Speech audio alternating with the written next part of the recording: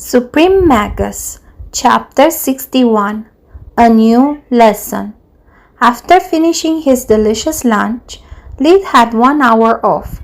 No one had approached his table, and that made him actually very happy. He was very fond of his personal space, not to mention he had no desire of wasting time doing small talk with lots of kids. Despite his physical appearance, Lid's mind was that of a grown-up man that between his 3 lives had lived for almost 40 years. Except for being hormonal to his teenage body and being addicted to oxygen, there was nothing he had in common with his classmates. From that perspective, isolation was a blessing in disguise. If he spoke to no one, it was impossible for anyone to notice how different he was from his peers. He and Solus had already discussed it during the meal, both regretting that, for security reasons, the Academy would not make any book available for the studying until the end of the first day. "It's such a pity," Solus said. "If we had them, we could already put them into Soluspedia, getting light years ahead of the other students. Instant knowledge." "Yeah, but can I understand the importance of this rule? Specialization are exclusive of the 6 big academies. If they just delivered them at the students' homes before the beginning of the year, their contents would be accessible to all the family members. This kind of knowledge can be released without supervision." "And what about once the students get the opportunity to go back home at the end of the trimester?" Lid mentally shrugged. He stood up from the chair and started walking towards his room. "By that time, they already have gained the status of students. According to what Linjos told us in his office, they are both protected and kept under surveillance. My guess is that the books can leave the academy premises. The only thing one can take out are what he has learned or copied in his grimoire. If you love your family, you will not put them into danger by disclosing state secrets that could cost their lives. If you hate them instead, the moment they try to coerce you, you just need to rat them out to get rid of them for good. It's a win-win situation." Once back in his room, Lid called his parents. He had left home only 7 hours ago, yet the enthusiasm they showed him was like he had disappeared for years. "My little baby," Elena was on the verge of tears. "Are they treating you all right? Are you eating properly?" "Yes, Mom, everything is fine." He lied through his teeth. "The professor I met today were all amazing. My classmates are kind of stuck up, but so far so good, not to mention the food. I wish I could bring you some. It's just wonderful." Contrary to his expectation, time flew by, and he was forced to leave Tista in a hurry after giving her a consult about a patient of hers. All the activities related to each year took place on their own floor. The problem was that each floor was so big that getting lost or taking a long detour was pretty easy. In his case, he had miscalculated the time he needed to reach the classroom. Only when he heard a resounding gong that announced the beginning of the lesson, he had realized how long he had spent chatting. "The first thing I'm going to reinvent as soon as I become a forge master is a damn wristwatch. How the heck does people keep track of time?" Solus calculated that even going double time, Lid would have not made it, so he was forced to run. To avoid smelling on his first day, he used water magic to collect the sweat in his palm as soon as it formed, sending it straight into Solace's pocket dimension. Despite all his best efforts, he was the last one to arrive. Luckily, though, the professor in charge had yet to show up. According to the schedule, Lid would have met Professor Mart, the very same that had created blood resonance magic. It was a great opportunity to get his attention and maybe, if opportunity arose, share some of his knowledge with him. Having one of the light department's top experts as his backer, or even better as a mentor, could be a real game changer. Be cool and try not to sound desperate, old man, Lee thought to himself. We have a full year ahead together, maybe even two. I need to play my cards right, keep my admission score while improving my status. I don't give a damn about friends. The other students are useless. Allies, on the contrary, can help me keep my family safe from the likes of Duke Hestia and provide me with the resources I'll need to set my own Forge Master laboratory. I can't waste years grinding for gold. I need time to travel and find answer to my resurrection problem. The classroom was much smaller than the one for the mandatory lesson. It was a square room with each side 12 meters.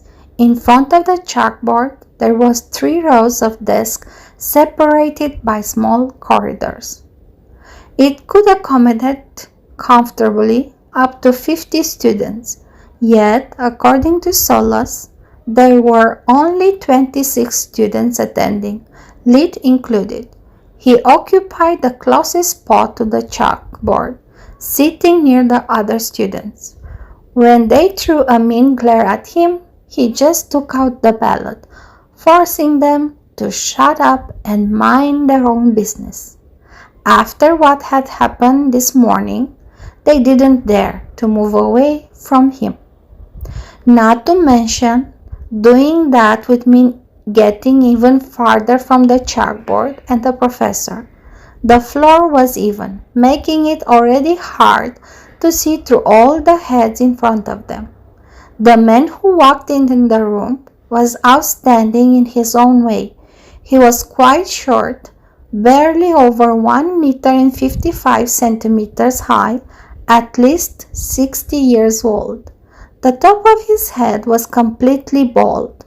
The hair he had left on the sides was snow white, and so were his waxed handlebar mustaches. His belly was so big that it made hard to guess if he was larger than high. That, together with his pure white robe, made him resemble a real-life Humpty Dumpty. Hello, students.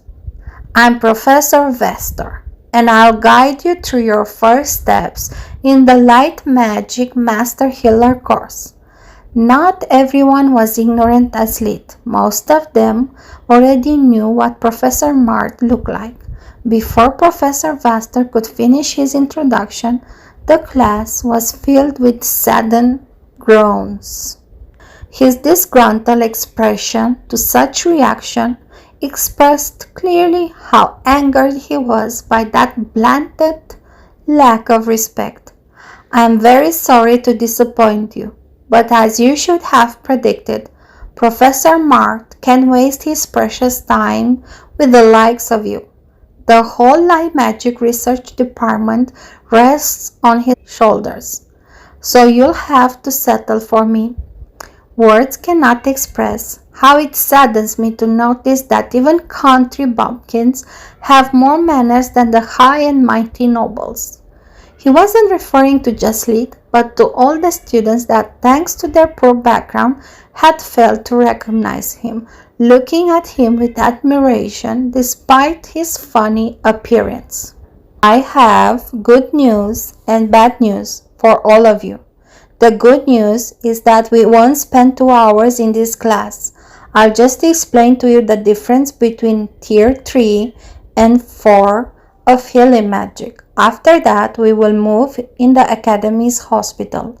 There we'll do some trial rounds of our residence patients, giving you the chance to meet both Professor Mart and Professor Manacore if we are lucky enough.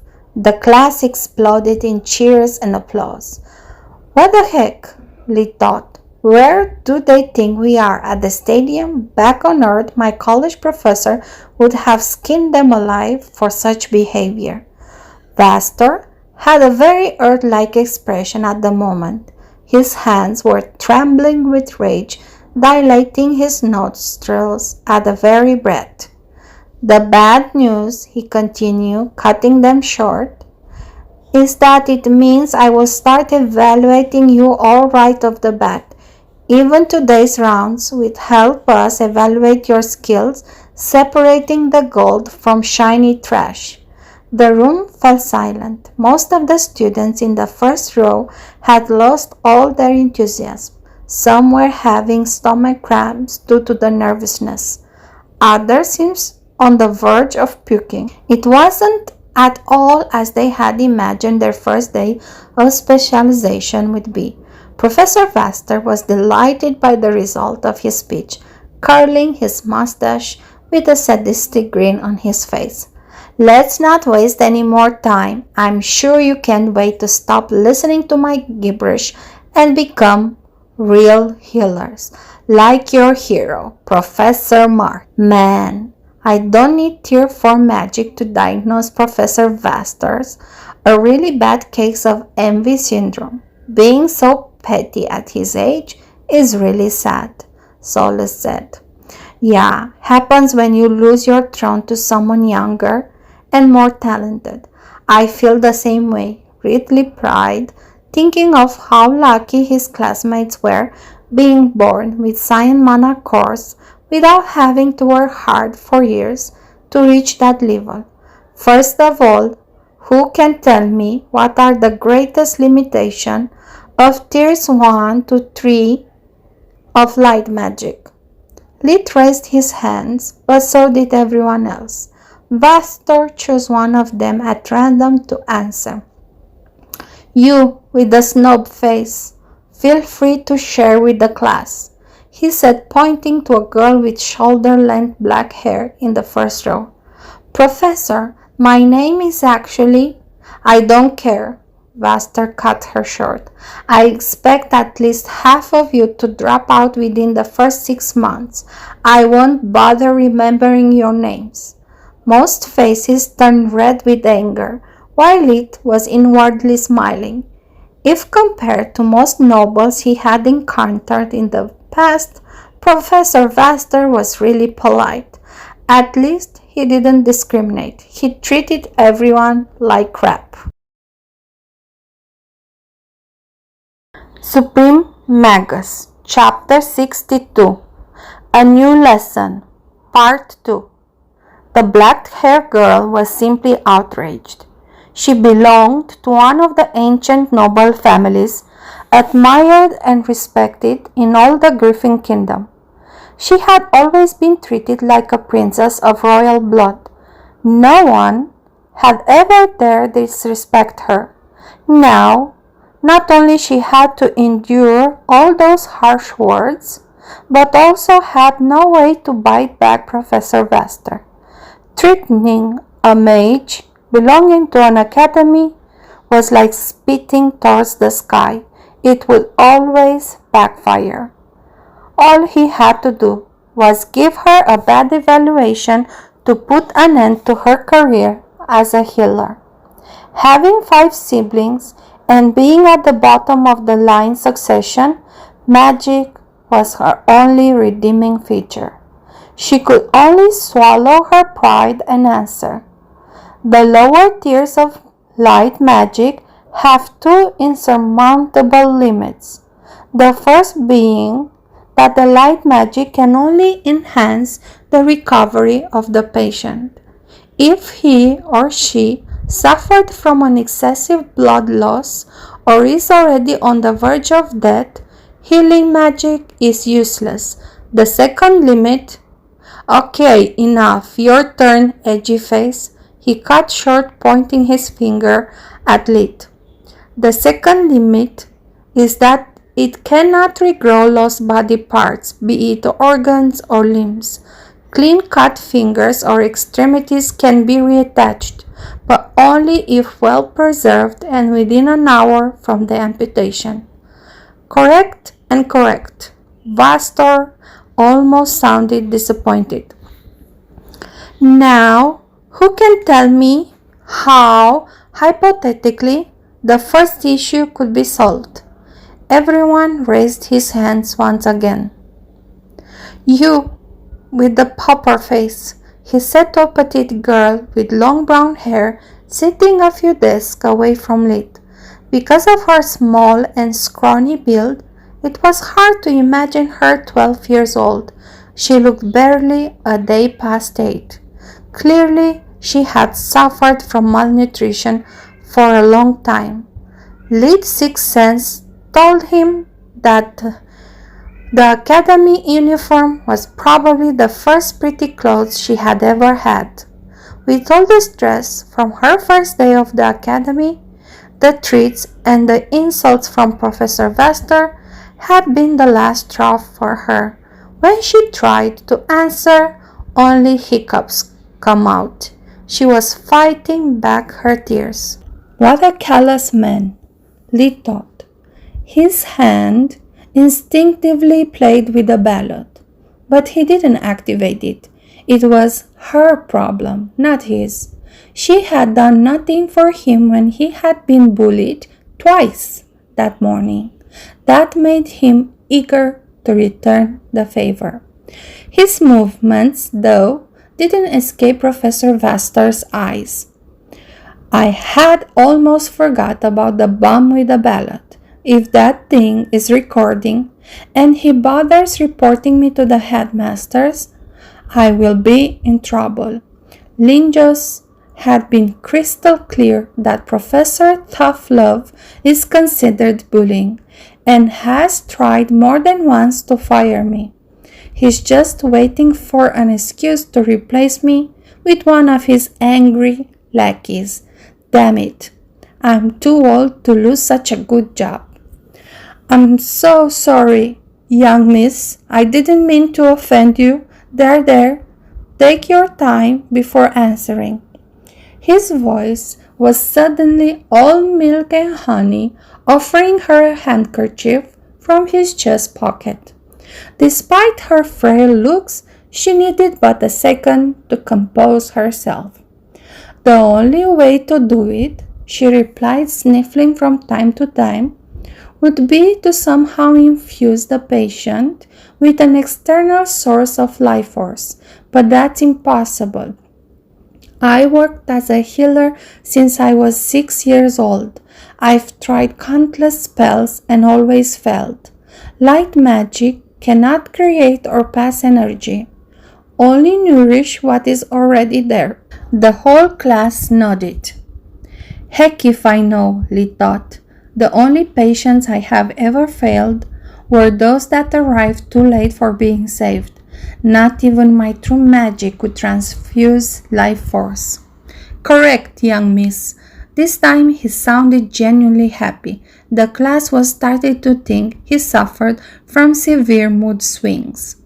And don't worry, here at the light department we will fix your growth problem in a snap. You have my word. After making sure to be outside hot waters, he resumed his snarky tone. The little one is right. Light magic cannot do it. No matter how talented the mage or how complex the spell, it's impossible. Yet Tier 4 light magic can. Anyone wants to take an educated guess? The classroom felt silent. No hand was raised. Professor Vester sneered at their ignorance, puffing his chest. Oh, seems you still have much to learn, but you have come to the right place. The answer is, it's only possible by mixing it with dark magic. What? How the Professor Vaster ignored their shocked expressions and the exclamation filling the air, while waving his hands in the air, generated with the first magic a black and white circle identical to Earth's representation of yin and yang. The greatest legacy left us from Magus Silverwing is the knowledge that light and dark magics are one. They perpetually dance together in all things. When one pushes, the other pulls. When light steps forward, darkness steps backwards, and vice versa. When they are in harmony, life thrives. Otherwise, only death awaits. The key to Tier 4 light magic is weaving them together. Dark magic takes the energy from the donor, while light magic allows it to enter the patient's body without backlashes. Balancing them is the key to success. How can I be so stupid? I read that goddamn book hundreds of times.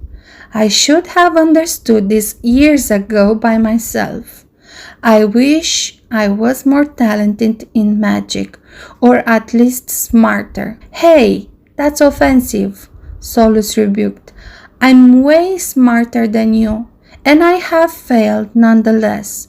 The real problem is that our approach to magic is too naive. By my maker, I hate feeling so useless. If only I still had my memories. Excuse me, Professor, I have a question. Snobface awoke them from their self-pity moment. If here at White Griffon we mix light and dark magic together for healing, what's the difference between us and the Black Griffon? Can they do the same? The difference, dear Snobface, lies in the purpose. Here at White Griffon, we are proud of our light magic department, where we can cure almost everything. At the Black Griffon, they specialize in destroying things. The rest of the hour, Professor Vaster showed them again and again the simplest Tier 4 light magic spell until everyone was capable of performing it. The fastest students turned out to be young Miss, an arrogant-faced kid, Snobface, and Edgy Face in this order. Lit had done his best. He needed to experience spell with fake magic before being able to reproduce and enhance it with true magic. Yet he ended up in 4th place. After that, Professor Vaster opened warp steps that brought them right outside the Academy's hospital. Lit, by keeping open the portal for so long, the professor gave me time I needed to clear its mystery. The reason why the staff can open them with such ease is because of the ring with the Academy insignia they wear. The whole castle is a giant artifact. They simply use the rings to tap into its powers. If your uniform has so many functions, I can even imagine what something as big and powerful as this building can do. Lit didn't reply. He just wondered how powerful Solus could be compared to the Academy if she regained her old power. He had only found mentions of magic towers in fairy tales, and they were described as something unfathomable. According to the lore, with his own magic tower, a mage was nigh omnipotent. But fairy tales also told about fairy godmothers, elves, prides, and happy endings, and he had yet to meet someone that took any of those things seriously. When he had spoken about them with Nana, Lark, and the Marchioness, they had all mocked him for his childish dreams. When the students entered through the double doors, they found hard to believe to their eyes. The Academy Hospital ward would put any Earth's hospital to shame. The floors were able to self-clean. The beds would move and massage the patients' bodies to avoid bed sores, constantly keeping in check their vitals. The air was fresh and clean, free of the smell of disinfectants that usually plague those places. Everything looked more like out of a celebrity resort rather than a place where people went to die.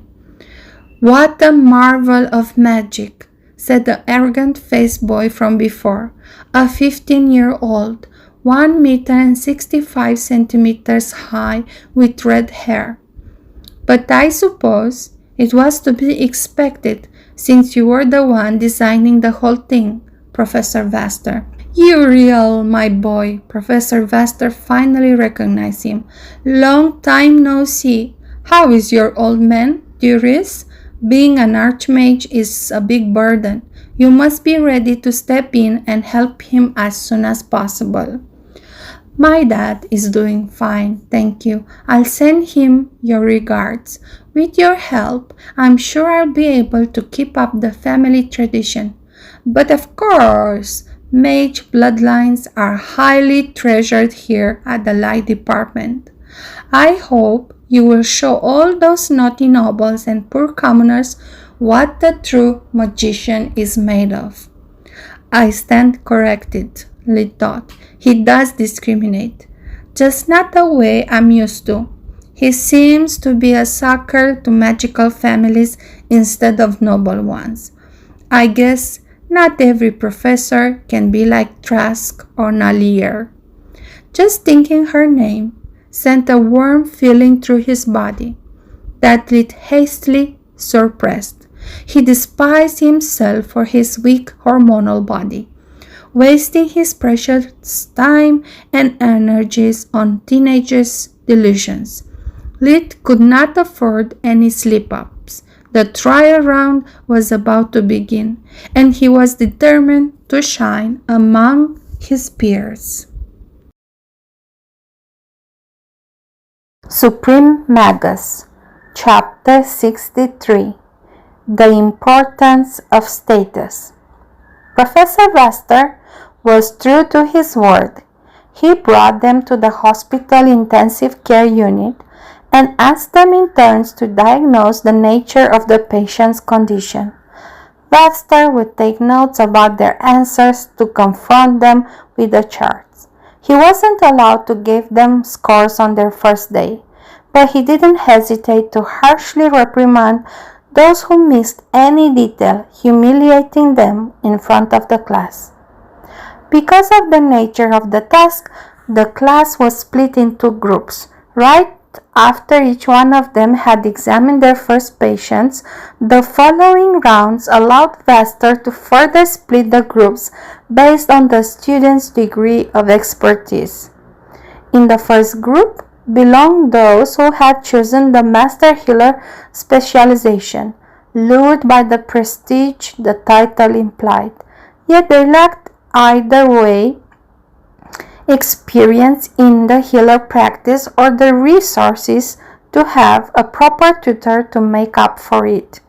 Vaster was immediately able to spot them, since they were only able to use Readersecho, the ubiquitous Tier 1 diagnostic spell.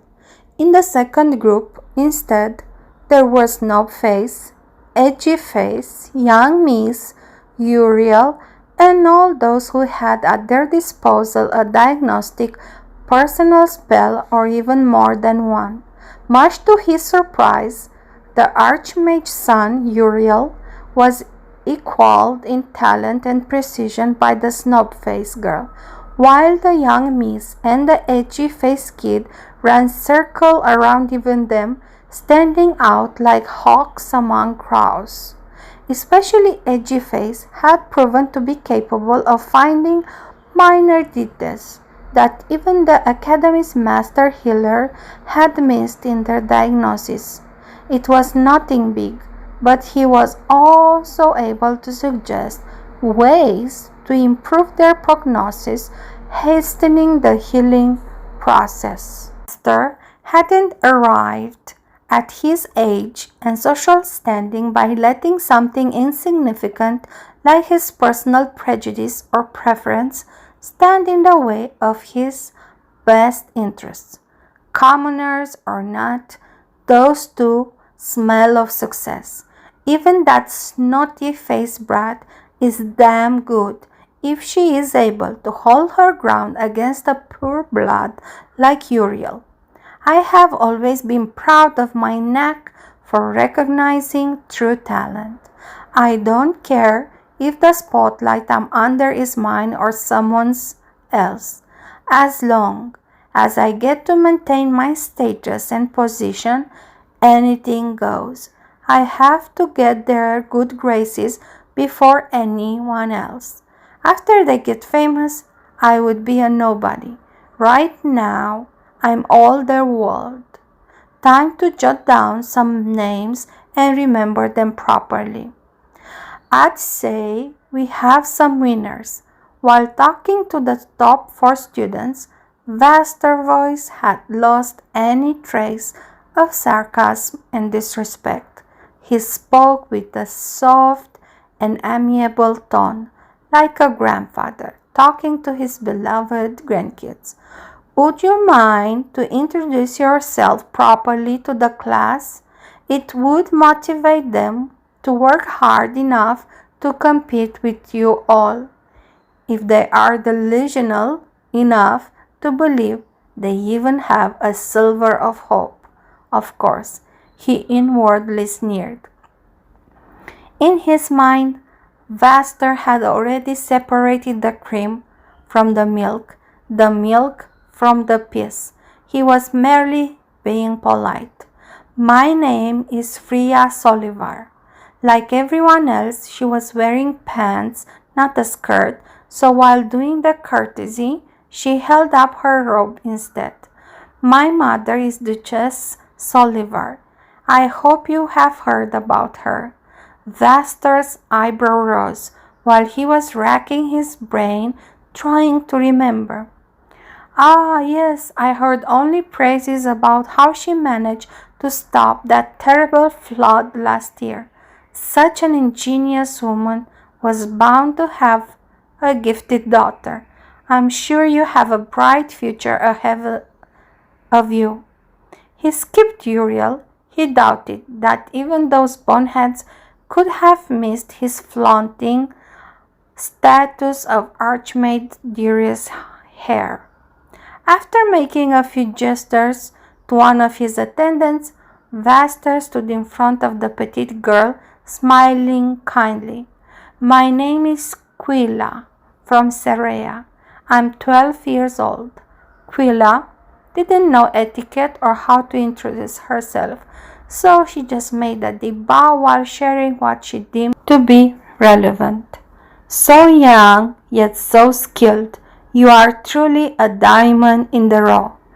Vaster received from his attendant a bottle containing a purple liquid that he gifted to Quilla with a small bow. Here, this is one of the best tonics our master alchemist can prepare. Drink a glass of it every night before going to bed, and you'll grow up like a mushroom. I'm sure you'll become a beautiful lady.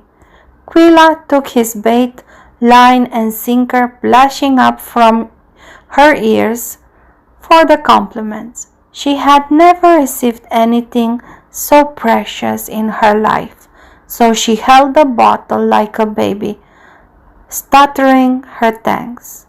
Contrary to his expectation, Edgy Face had taken out his notebook, literally jotting down what the others had said. He made the brilliant move of using water magic to write instead of a pen. Perfect silent water magic. My God never fails me. Vaster smiled widened. He was sure to have struck a gold mine. Showing respect to your competitors is always a smart move, young man. Following the etiquette books he has stored in Soluspedia, Lit took a step back in sign of respect towards Professor Vaster before performing a deep bow. I always write down everything that's significant, to make it easier to remember. The three of them are the only ones worthy of attention, after all. After the poor figure he did during Professor Nallar's class, Lit was brimming with confidence. Thanks to invigoration, he was certain to have performed better than anyone else. For the first time in his life, he didn't feel any more like a frog in a well. He had finally found something he actually was the best at. After how his classmates had treated him, Lee didn't care to keep up appearances. He was already a pariah, someone they threw trash at without a care. He had nothing to lose anymore. Lit would treat them just like they did to him, with spite and showing no mercy. My name is Lit from Lutia. I'm 12 years old too. 12 years? Lit? Lit was already taller than him, so Vaster had failed to recognize him. I've heard so much around you. Heck, everyone here has. Guys, he was allegedly talking to the whole class, but he looked only at other three to make sure they paid attention. Lit, here, is the one that cracked the so-called curse, a unique poison that had eluded even the best of us. Have you heard about it? Freya and Uriel nodded, while Kula and many others shook their heads. Vaster's heart bled at the idea of wasting so much paper, but he couldn't make a single copy of the report just for Quilla. The other students would have complained about such blatant discrimination. While his attendant was handing the reports, he kept tending at his gold mine.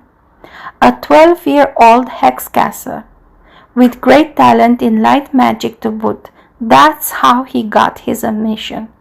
Between his build, height, and everything they had learned in the last minute, Lit's classmates were looking at him with new eyes, even a hint of respect. Freya and Uriel regretted what they had done earlier. If instead of throwing trash at him, they had managed to get on his good books, maybe he could have taught them so much. For a second, Freya thought that she was the only one to have another chance. After what happened earlier, Lit was clearly sensitive to feminine charms, and she was quite pretty. But when she smiled at him, opening her mouth to start chatting, he sent her a cold glare that sent shivers down her spine. His eyes were empty, like those of a predator that's about to rip its prey apart. Arya swallowed back her hopes and pretended that nothing had happened. Lit, my boy, you should smile more. If you keep glaring at everyone, how could they notice how handsome you are? Vaster patted his shoulder. Me? Handsome? What a bootlicker. How can he even think I didn't notice his 180 degrees turn of attitude? Lit thought. I think he knows you did. He just hopes you don't care, Solus replied. As for the handsome, yeah, you are not at Trask level, but maybe if you drop the teenage serial killer look. Quilla too was regretting what had happened earlier, but for the entirely different reasons. She didn't do anything against Lit, but she hadn't helped him either. Like the others, she had always kept her distance. In hindsight, she maybe would have helped another commoner on her own age, but he was tall and scary, so she mistook him for a noble, not to mention that her class scared her even more. Well, enough with the rounds. I already got what I need. Let me show you all where the real magic happens." Vaster walked them through a few corridors and into another world. The plaque above the door was self-explanatory: missing limbs. As you should have realized, this is where we move the patients that have lost one or more limbs. After stabilizing their condition, we can actually regrow them from scratch, but it's a long and difficult spell. Follow me. The ward was almost empty. Only a couple of beds were occupied. Unlike the ICU, it was filled with flowers and magic paintings, making the atmosphere soothing and relaxing. The walls were magic frescoes depicting sunny woods, so vivid to see through. Professor Vaster brought them around the bed of a 20-something-years-old blonde guy that was missing his right arm. Only a small stump remained. "Students, allow me to introduce you Captain Zaran. He lost his arm in a skirmish against the Gorgon Empire while defending the northern borders of your kingdom." The man was clearly embarrassed. Unlike most of the ICU patients, he was awake and clear-headed. Despite they were politely greeting him, he couldn't help but feel like a horse at the market, ready to be probed and examined mercilessly. Suddenly, the ward's double doors opened again. The man that walked in drew the attention of all the staff and almost all students. From their gasp of admiration, Lid could deduce that he was either Professor Mart or Manoir. "Bright blue manacore," Solus pointed out. "My money on him being Mart." "Not accepting the bet," Lid replied. "Professor Mart, so nice to see you," Vaster said with a smile from year to year. "I was just about to explain the fourth-year students the regrowth procedure. Do you want to do the honors?" Suprememagus, Chapter 64, The Importance of Status, Part 2. Professor Mart was a man around 40 years old, about 1 meter and 78 centimeters high, with thick blonde hair. Aside from his goatee, his face was perfectly shaven, revealing a calm and youthful appearance. Judging from the bangs under his eyes and the slouching posture, it was evident that he lacked sleep. It was no wonder that he had asked Professor Vaster to stand in for him. When he saw the students, he straightened up, smiling at the small crowd. "Gladly, dear colleague. Sorry to have missed our appointment, kids. Since Professor Manoir returned, things have been hectic. There's a lot he needs to catch up with."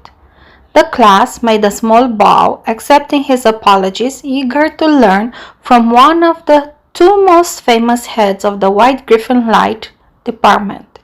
First of all, the impossibility to regrow limbs or organs is a common misconception. The human body actually has such capabilities, but they are normally dormant. To temporarily awake them is necessary a huge amount of energy. We are talking about so much mana that is impossible for a single mage to perform the spell alone. Usually, the procedure requires two teams. The first one to perform the spell, setting the regeneration process in motion. The second one, instead, has to give energy to the patients for them to survive. Otherwise, the strain from growing a limb in a matter of minutes would drain the body of all the nutrients, killing on the spot. Most organs are even trickier, since time is of the utmost importance. A single mage can generate small ones like kidneys, but bigger or vital organs usually require too much energy. It's best for a lone mage to keep the vitals stable while calling for help. Interesting, Lee thought. Based on the little I know, maybe the large mana expenditure is due to the fact that what they actually do without knowing it is collecting and stimulating adult stem cells in the patient body. That or this world they have a healing factor, but I highly doubt it. If I'm right, with true magic I could do all by myself, but it would take days if not weeks. The on-off nature of fake magic makes things too hard for both the healer and the patient. True magic instead allows to divide things by steps, like I did for Tista. Professor Mart continued, "You are in for a treat. Since I was just about to start growing Captain Zaran's new right arm." The soldier smiled awkwardly. He wasn't feeling like a market horse anymore, more like a lab rat. The first step is to take in consideration the sex and the build of the patient. Then choose the best limb template at our disposal. Template? Lee echoed dumbstruck, drowning on himself reproachful looks from his peers. Yes, template. We can't allow the new limb to grow endlessly. The spell needs specific measurements to work properly. An assistant brought to Mart a cart full of wooden arms that the professor compared to the remaining limb, searching for the most similar one. Each of these models corresponds to a different spell. Here at the White Griffon, we have the biggest archive of regenerating spell of all the kingdom. I like to think that in part is thanks to my work. After choosing the best fit, Professor Mart called the rest of them the team via communicator amulet, forming two teams of 3 mage each. Technically, 2 mages per group should be enough, he explained. The third one is to be sure that everything goes fine. This is no war zone. There is no need of taking unnecessary risks. Both the spells took only a few seconds to cast. The new arm started to grow back at an amazing rate. After about half an hour, the new limb was completely formed. The class exploded into applause. All the medical staff accepted it with a small bow. Captain Zaran was crying out of joy, flexing his new fingers. He still couldn't believe it. In his eyes, it was a miracle. He was a cripple no more. Soon, he would be able to resume activity instead of being locked behind the desk. The only discontent note in all that joyous atmosphere was Lee. He was closely looking to both arms, noticing the difference. The real one was much more muscular, with a higher bone density, plus the new one was even a little shorter. He offered Zaran both his index fingers. "Squeeze them as hard as you can." After that test, he shook his head. "Professor Mart, is it normal for a new arm to be so out of proportion and weak?" He could see most of his classmates glaring or signaling him to shut up. "Morons," he inwardly sneered. In any scientific field, researchers are always looking for curious people that make questions and challenge the standard knowledge. They have no need for trained monkeys that just follow orders. Without doubts, there is no progress, only stagnation. Kids are so naive. Yes, it is. It will take a couple of years of training and therapy, but after that, it should be as good as the old one. Good catch. It's rare seeing someone so young showing such attention to the details, instead of pestering me to teach him some spell. The praises made his class feel stupid as sheeps. Professor Vaster was giggling. I knew it. Poor Gold. Thank the gods for my neck. Why? Is there something wrong? What would you do differently? Mart asked. Lid pondered for a while before replying. He could not believe that such opportunity would have presented itself right off the bat. All those years spent preparing to teach Tista healing magic were about to get him an unexpected payoff. Professor, I do not mean to be rude, but how much do you know about anatomy? Professor Mart tilted his head by the side, surprised by the apparent silly question. I know everything I need, the shape and position of the bones, and where are the various organs, and so on. I'm a healer, not a doctor. I only need to know the necessary for magic to perform at its best. Realizing how shallow was their knowledge, Lid understood that the use of magic must have slowed down, if not completely stopped, the scientific progress in the kingdom. He wasn't disappointed, quite the contrary. It just made what he had to offer even more precious.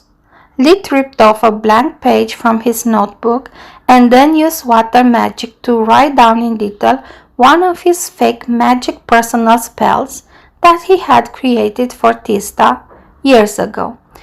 An image is worth 1,000 words, he said, handing the page to Professor Mart.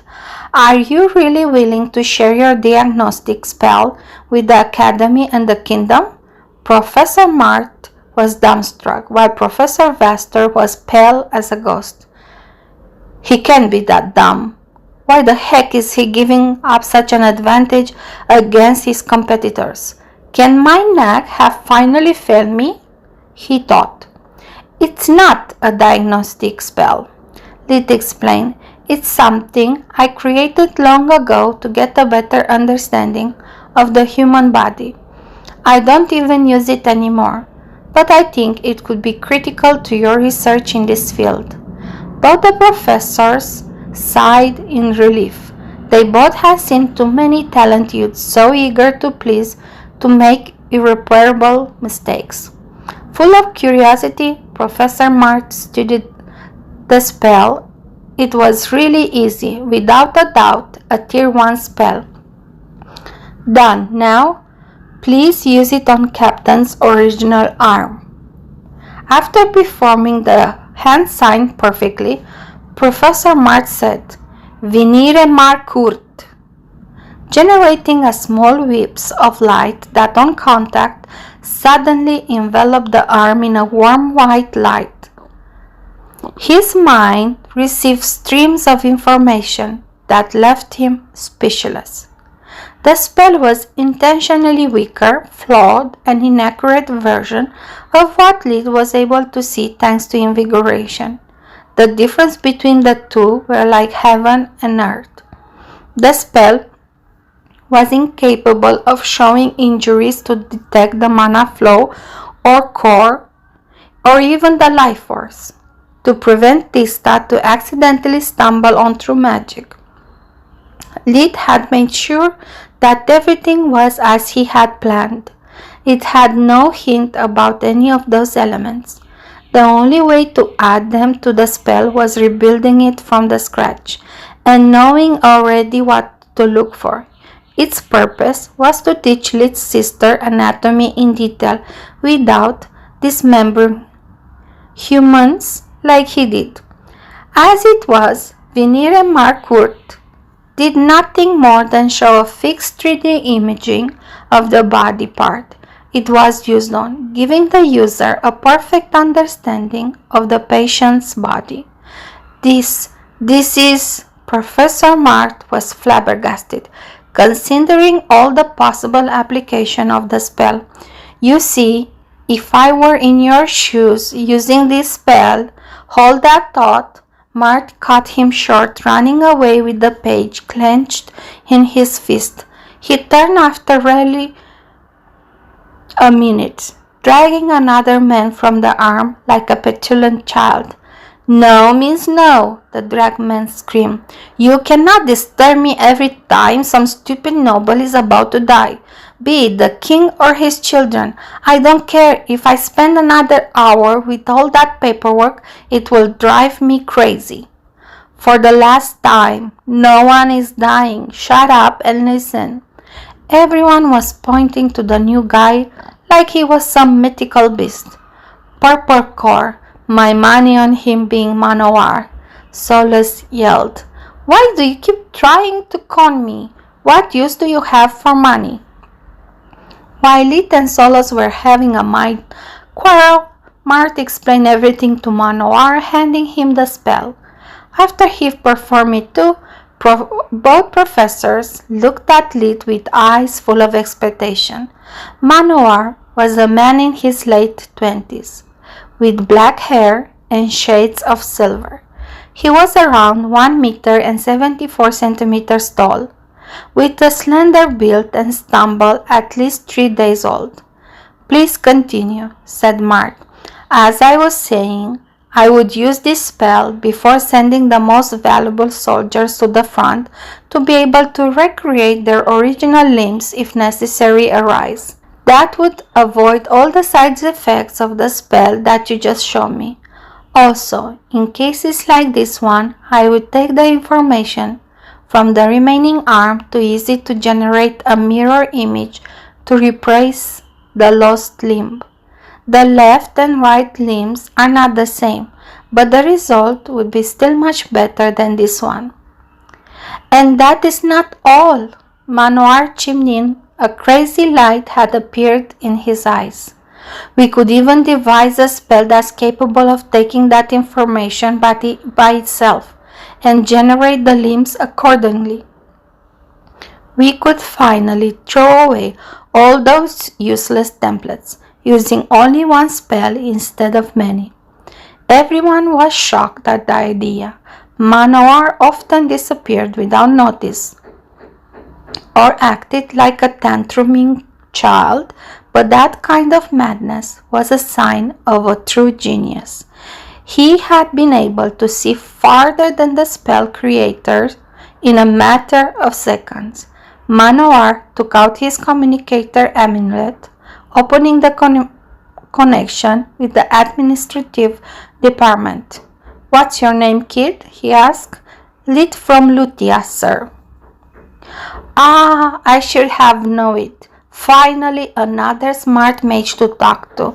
You have no idea how hard it is for me. Only Mart and a few others are able to have a proper conversation. Everyone around here is so stupid." "Harumph." A voice from the communicator amulet stopped his ramblings. "Oh yes, I almost forgot. Points assignation for the student Lit from Lustria from sharing a tier 1 spell. 1,000 points. 1,000 points?" repeated the male voice from the communicator amulet in disbelief. 1,000 points, explained almost all his classmates, becoming green with envy. 1,000 points?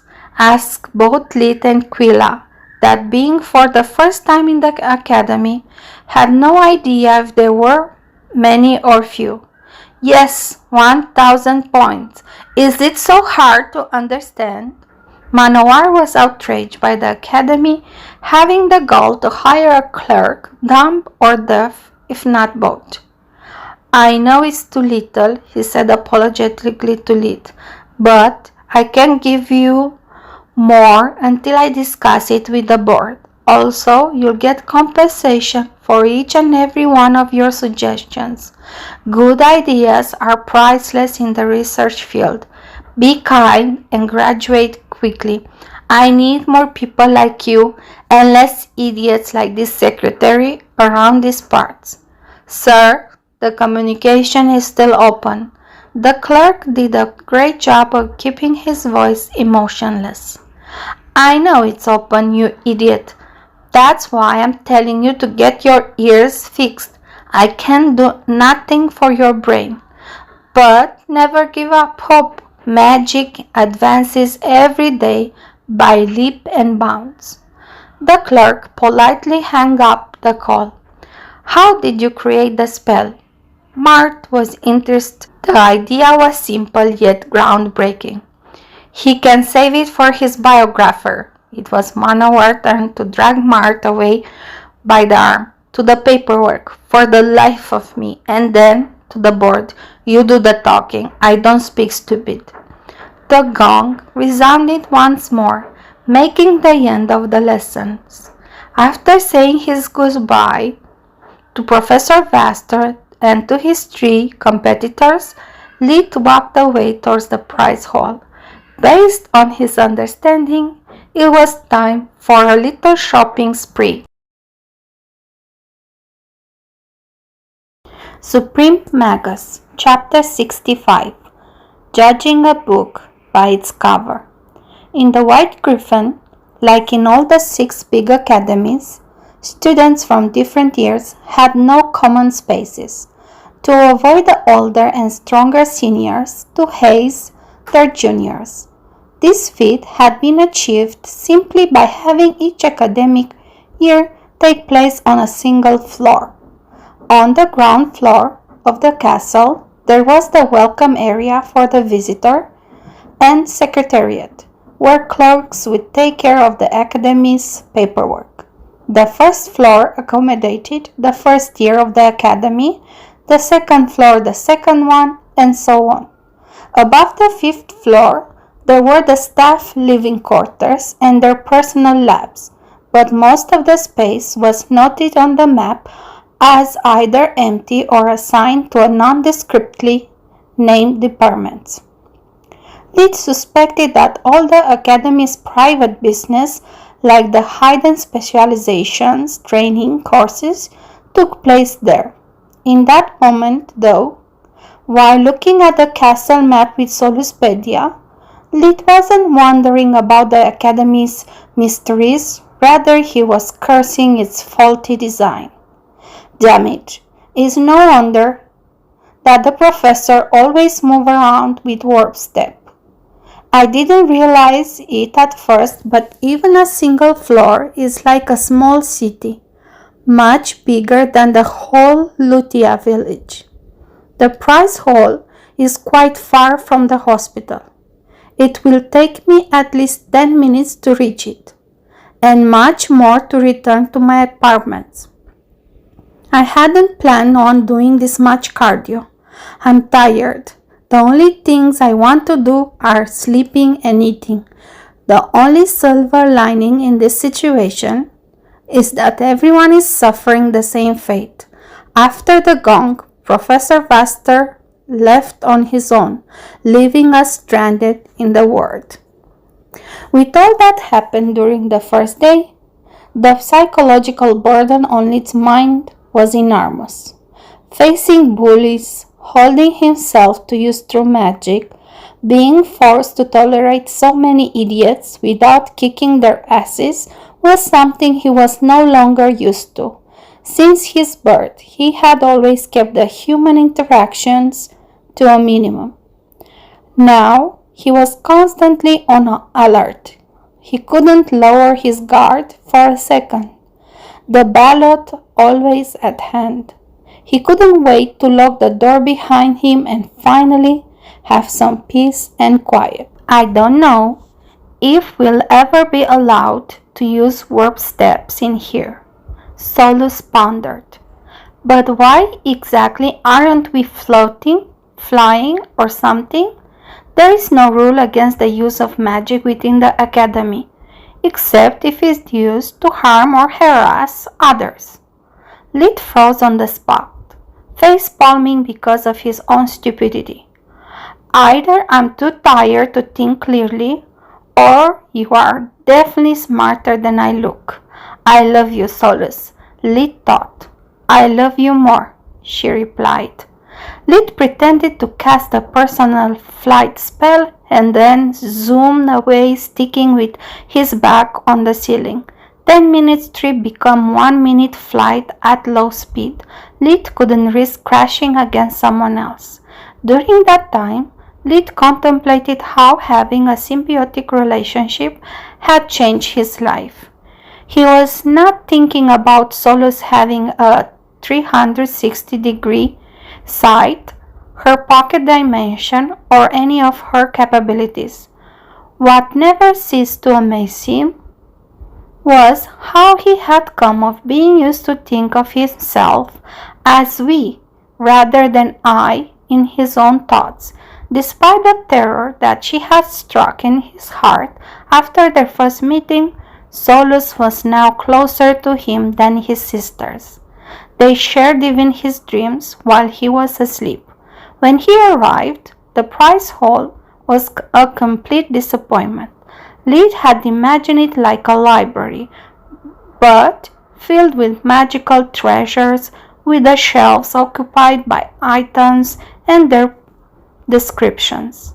He had thought about browsing through them, asking the clerk's help from time to time, but reality begged to differ. Squeezed between the battle mage and the war mage training halls stood something that closely resembled an ATM. On the flashing display, there was the blinking image of an open palm, so Lid followed the foolproof instruction, sending mana into it. The display turned bright, making a 3D hologram of a clerk to appear.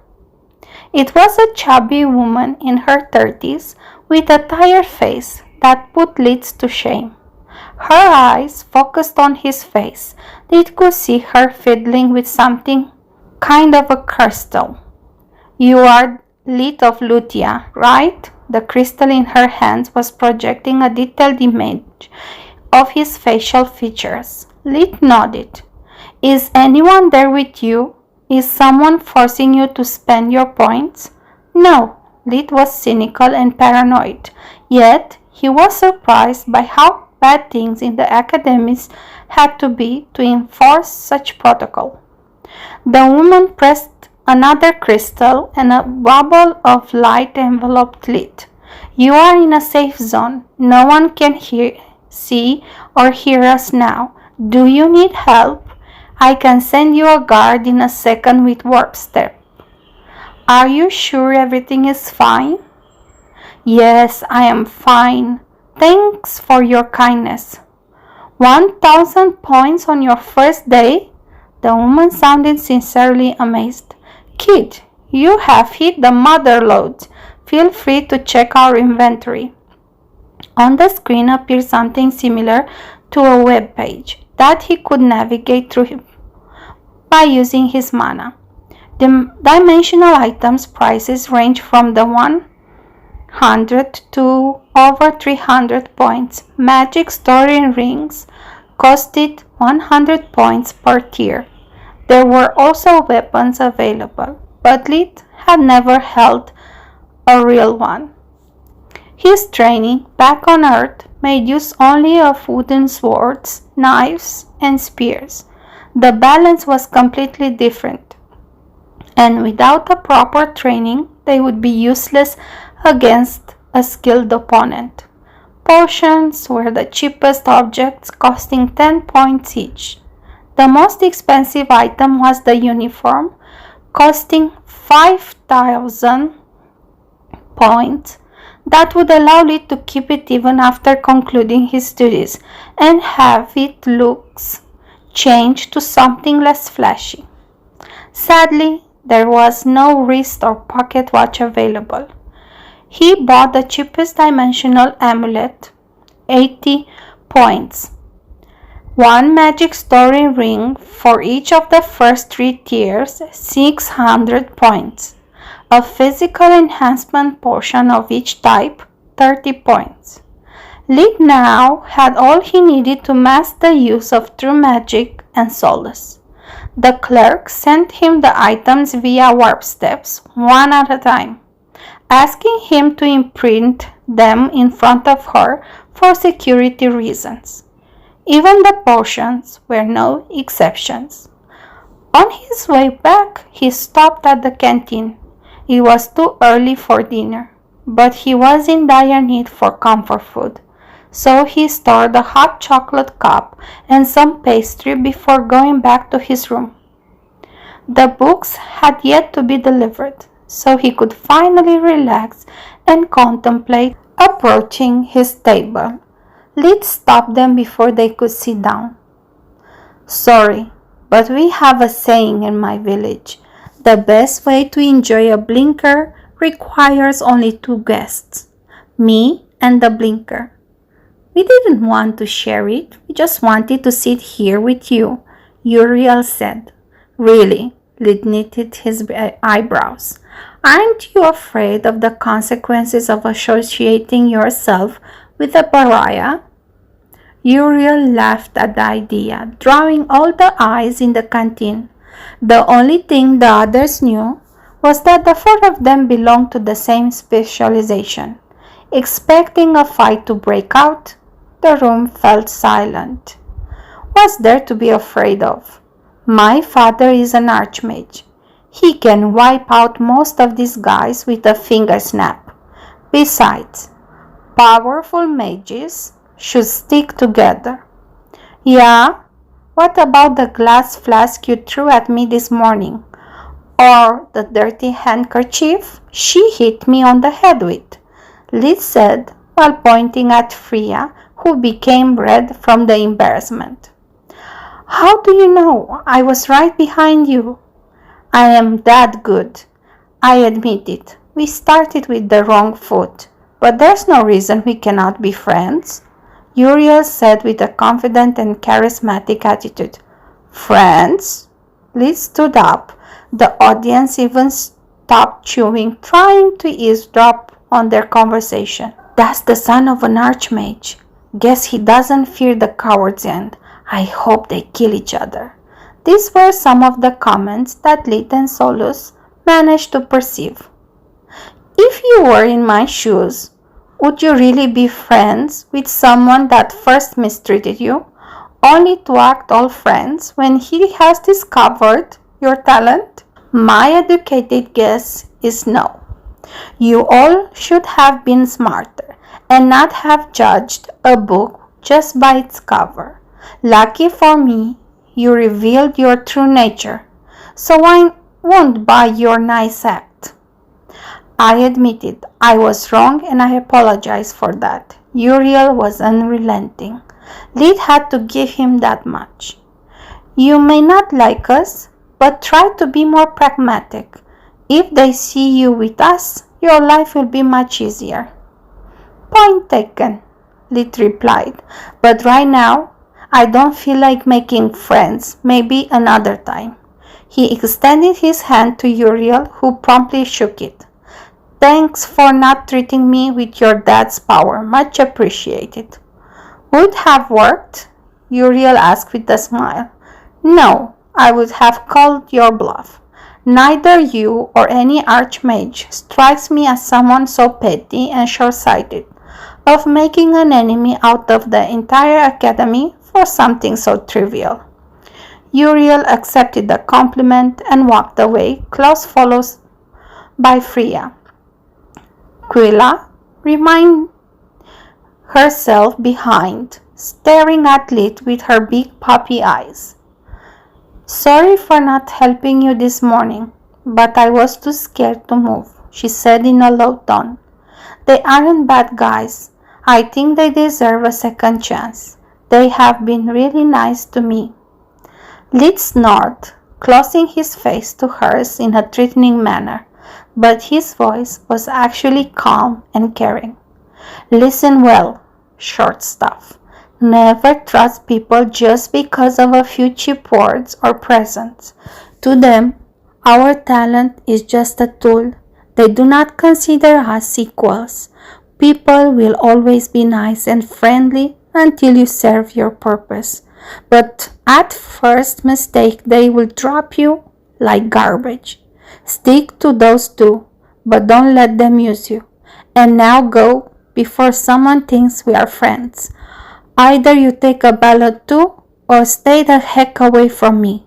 Go." Lid yelled the last words for the others to hear. In his eyes, Quilla was destined to end up like Nana, unless she managed to wise up and shed away her childish naivety. Finally alone, Lid sat down and started to wolf down his dinner. "You'll see, you bastards, if only a matter of time, before this young snake from Lutia becomes a dragon and swallows you whole."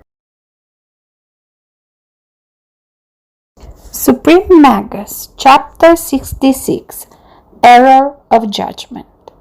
The next day, after breakfast, Lid could notice that people were looking at him with astonished eyes. He had no idea if it depended by his new set of rings, an amulet in plain sight over the shirt. After all, only the user knew its quality. They looked all alike. Another possibility was that the news from the Master Healer class had started to spread. Either way, he didn't care. Lid just waved his hands to those who stared at him for too long, giving them the finger and forcing them to turn around. The first lesson would be with Professor Trask, again, this time in Theory of Combat Magic's training hall. While everyone else was on foot, checking the map from time to time, Lid flew straight to the destination, arriving several minutes earlier. He spent that time with Solus, reviewing all the contingency plans they had prepared against Professor Naliar's dumbing effect. Thanks to Soluspedia, he had no need to read and memorize what was required for any lesson. But he still needed to participate the accents and hand signs. Knowing was not doing. Still, Soluspedia had given him a lot of spare time compared to his peers, and he had used that time to prepare for the worst.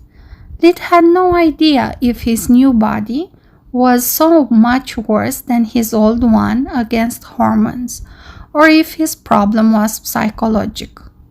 Maybe he was so disaccustomed to strong positive feelings that the unexpected first crush had been able to caught him off guard. All the good things that happened in his life, he had obtained them through effort and hard work. He wasn't used for things to go well just because of luck. Lid needed years of constant care and affection before accepting that his new family was composed by good people. And now, out of the blue, he had such strong feelings for a complete stranger that just thinking about her would make him feel all warm and fuzzy inside.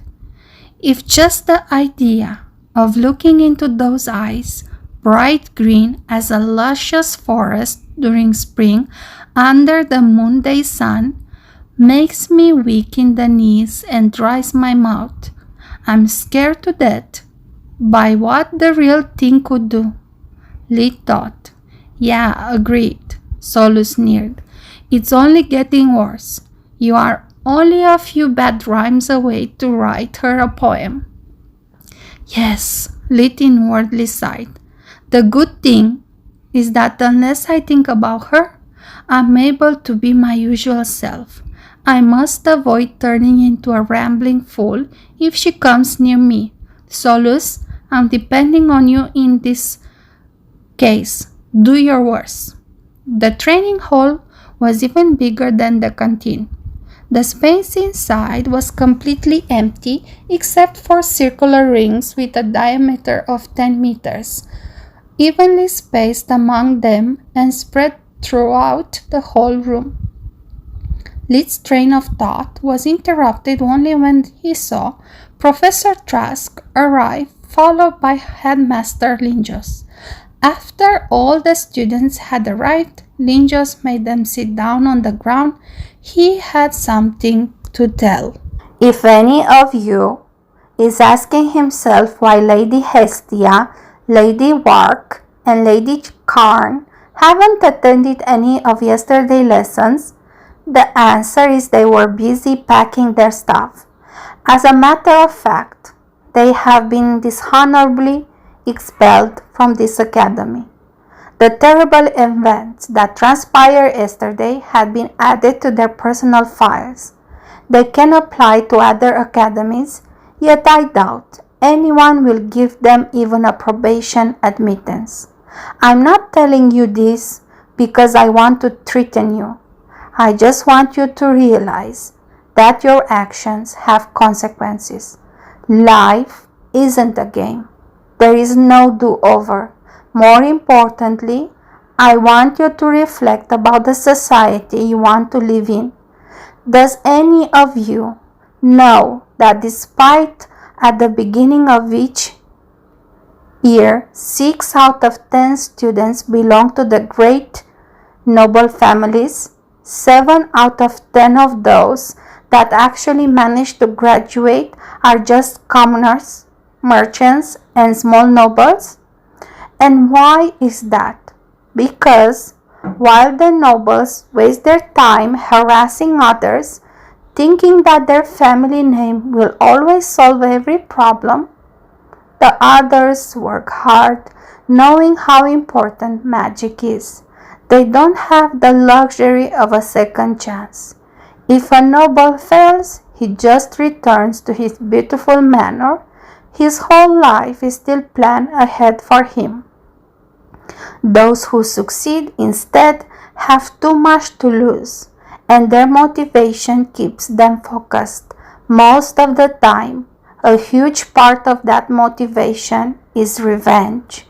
Do you realize how many mages have destroyed an entire noble household because of a past grudge? Do you really want to live in a world where commoners tremble in fear of the nobles, while the nobles, in turn, fear the mages? It's because of this flawed morality that our kingdom is slowly devolving into chaos. The academy rules don't just protect the commoners from you, they also protect you from the mages of tomorrow. Might makes right is all fun and games until you find someone stronger than you. Then it becomes a nightmare where you can lose everything on a whim of your better. Law is a shield to defend the weak, not a sword to threaten others' lives. I hope that you all take my words to heart. Thank you for your time. As soon as the headmaster left the room, the air filled with comments about the news. It had been years since the last time someone managed to get expelled, and it only happened because a professor witnessed the events. It was easy to predict where the discussion was headed, so Lee took out the ballot and stood up near Professor Trask. He had joined the academy a little more than 24 hours ago, and all that mean looks routine had already bored him to death. Trask didn't miss any of it. Still blaming the victim, huh? Our headmaster is really a good guy. He really believes in you a lot. As for me, I believe that humans are too arrogant and self-centered to have any concept of pain outside their own. People are only able to empathize with things they experience hard enough to get themselves hurt. That's why I took this job. The contrast between Professor Trask's handsome face and the cruel smile he made managed to make it even creepier. Between his veiled threats and the grins, the professor really seems full-blown psycho. I doubt he'll receive many love letters from the female students. Harumph, Solu objected, the pot calling the kettle black. That's the same face you do almost every minute of your day. Do I really have such an unsettling expression? Lid was flabbergasted. Yes, you do. Now let me explain today's lesson, Professor Trask continued. These rings are special. Once activated, they become a closed cage. Nothing can get in or out. I can also modify their internal structure as I see fit. With a few flicks of his fingers, the pavement rose in a different section of the nearest ring, forming first a small corridor, then a stairway, and lastly an L-shaped path. You will enter this ring in pairs. I'll prepare for you different scenarios, and in each one there will be an assailant and a victim. The assailant can either use first magic or a knife like this. Trust showed them a blunt piece of metal that could barely pass for a wedge. The victim can use first magic for self-defense. The scenario ends as soon as either one gets a direct hit. Seeing a little too much enthusiasm in some of the students, he decided to make things clearer. I know what you are thinking, but it's not as it looks like. This room is for training, not fighting. It means that even winning every scenario, no matter as a victim or assailant, won't necessarily give you any point. You're here to learn how to handle difficult situations. What it really matters is not the result, but what you learn from the experience. There's a lot of you, so we'll use 2 rings simultaneously. Don't worry, it won't take long. This is a real-life simulation, not a bard's tale. Each try will last around 5 seconds, then if you really take things slowly. We have plenty of time.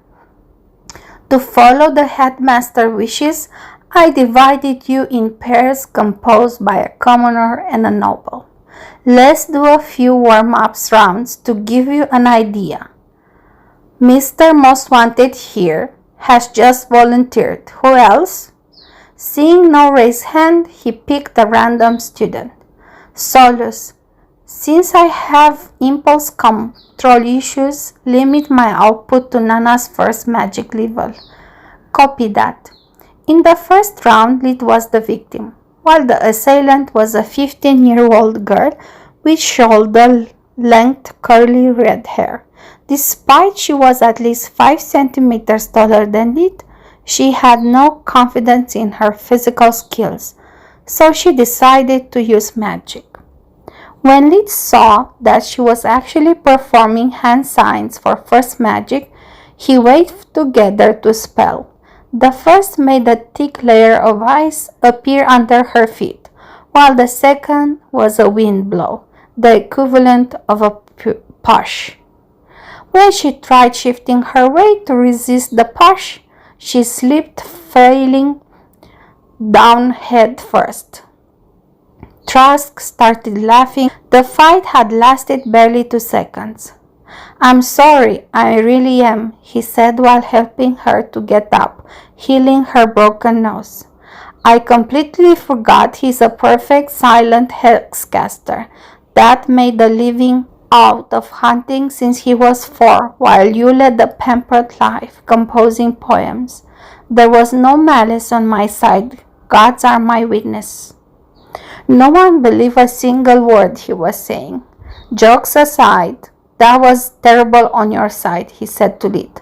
Let's see if the problem is you or your opponent, who is capable of at least silent triple casting. Few hands were raised.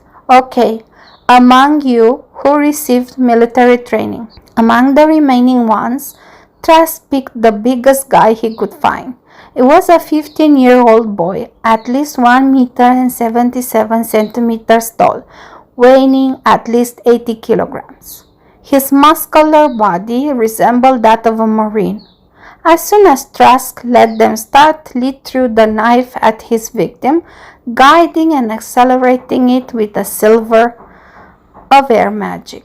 The student dodged it easily, but not having any real combat experience, he kept his eyes on the knife until it clashed with the translucent yellow barrier that enveloped the ring. When he looked back at Lid, he was already in front of him. Lid's right hand released a blinding light, with the same intensity of several cameras flashing together, while the left one was holding a small ice knife aimed to the victim's throat. "Okay, stop." Trask appeared between them, grabbing Lee by the wrist. Once again, the battle ended a second after its start. "Kid, I don't remember stuttering. Your performance is perfect example of what you don't have to do. Get off the ring. Minus 20 points for you. And that's because this was just a warm-up. The next time you do that, it will be much more worse." Suprememagus, Chapter 67. Impulse Control Issues. Lid came down the ring with a dumbstruck expression, trying to understand what had just happened. Maybe Professor Trask wanted to teach you respect for the opponent. By beating them like that, you abused your power, and that's exactly what the headmaster criticized earlier. Solus pondered. Trask, caring for respect? After how he treated everyone and how he laughed in that girl's face? Unlikely. Lid stood there watching the other students performing their training. As Trask predicted, every exchange was fast, but not as fast as Lid's. The performances he saw were mediocre at best. No points were assigned, but none were deducted either. He was about to ask Solus to reply to for him the exact wording Trask had used when he finally understood. In the following 2 hours, whenever it was his turn, Lid would let his opponent perform her attack before neutralizing it when he played the victim, while as the assailant, he would give them the time to react. Doing so costed him several defeats. Despite all his battle experience against savage and magical beasts, letting the opponent set his or her own read would sometimes put him at a disadvantage. That was unsurmountable in such a limited space, with only first magic. Lid spent most of the time spectating the others, often clicking his tongue at a bad move or to his own stupidity. At the end of the lesson, most of the students were mentally exhausted. The uniforms protected them from any harm first magic could do, but in such a competitive environment, even a simulated life and death situation was faced as real.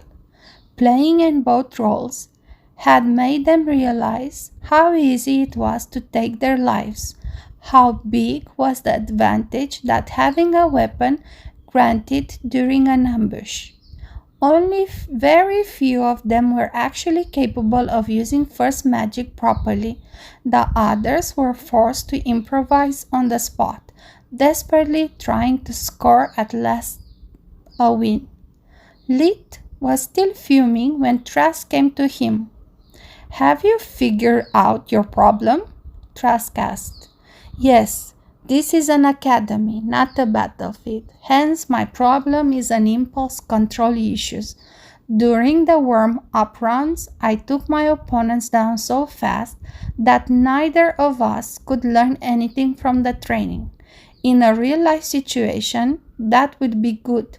But this is just an exercise where I lost control on my pride and bloodlust. I risked to lead the others by example, making them so focused on winning to not learn neither from their fights or those of the others." Trask had a pleased expression.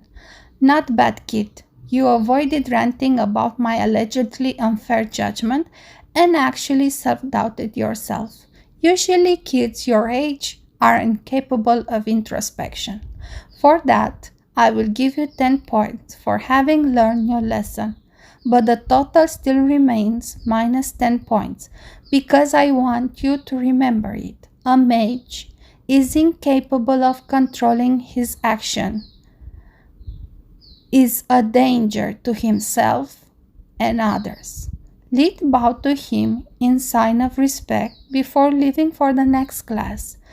10 points were worth the professor's respect, yet he realized that his reactions were out of proportions. He was used to always be calm and collected, while now he was acting like a caged tiger trying to forcefully escape. This is so unnatural for me. Why didn't I pretend to accept Uriel's peace offering yesterday?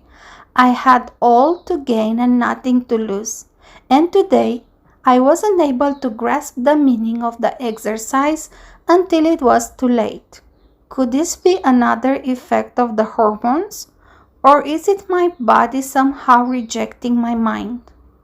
The thought was quite frightening. So Lid used invigoration while walking, checking every nook and cranny of his being, searching for a clue. At first look, everything was fine. Everything was as he remembered from a year ago. But then he noticed that the impurities in his body had moved a little towards his manacore. Yet that made no sense. It would only happen when he refined his internal energy, and he had long been stuck by the bottleneck. So Lid focused on his manacore and discovered the source of all his troubles. It was pulsing like a heart. At every beat it would turn to a lighter shade of cyan, while turning back at its normal color when at rest. My refining of the manacore has overlapped with its natural evolution. My core gets stronger over time, like everyone else, but I have pushed mine so far that my body can't tolerate any further strengthening. My body and core will be at war until the latter isn't allowed to expand properly. That's why my first crush hit me so hard. The imbalance is also affecting my mind. From now on, I better count up to 100 before taking any decision. The fear of ending like the wither sent chills down his spine. It was a fate far worse than death, and he could do nothing about it but hope for the growth spurt to finally arrive. He was so depressed that when he reached the principal of advanced magic training hall, he barely noticed Professor Naliar. The room was almost identical to the one they had just left, but instead of rings, strange contraptions occupied most of the space. It consisted of a small pedestal from which came out a reversed test tube 1 meter and 80 centimeters high, containing a black sphere made of metal. Every 30 centimeters there was a mark on the glass for a total of 6 marks. I hope you have studied and understood the first spell of your book, as I recommended last time, because that's what we are going to do today. Contrary to all other tier 4 spells, Lift works almost like an inferior spell. She recited the spell, Presa Reale, and the weight inside the contraption in front of her nose completely rose above the first mark. The problem is, it has no use outside practicing higher magic. What you did just see is the effect obtaining by casting it as it was tier 3. But she recited the spell once again, and this time the weight arose above the second and the third mark before falling down. You can freely add as much buckets of mana as you want. Your goal for this lesson is to manage to rise the weight to the top of the bell jar. You have 2 hours to barely pass. Doing it just once is enough. 10 times out of 10 passing with flying colors. Choose your station and start whenever you want. For those who don't remember the spell, you can study it now, but the time limit is always 2 hours, starting 5 minutes ago. Professor Nalear ignored all the swearing that followed the students taking their position. Is she crazy? This is insane. How can they demand for us to become hexcasters in 2 hours? If this is her way to get even with us for yesterday, I'll report her to the headmaster. Those were the politest remarks addressed to her. Lid chose a bell jar in line of sight with Uriel, intending to use him as a beginner standard.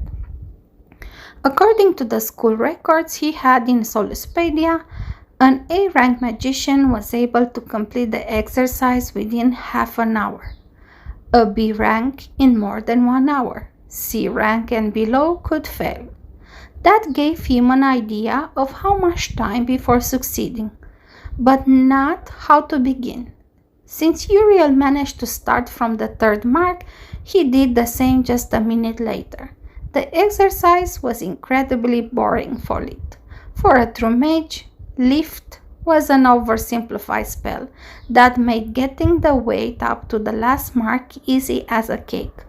Compared to achieving the same feat with spirit magic, it was 10 times easier. Lid could have done it at the first try, but that would make him too outstanding.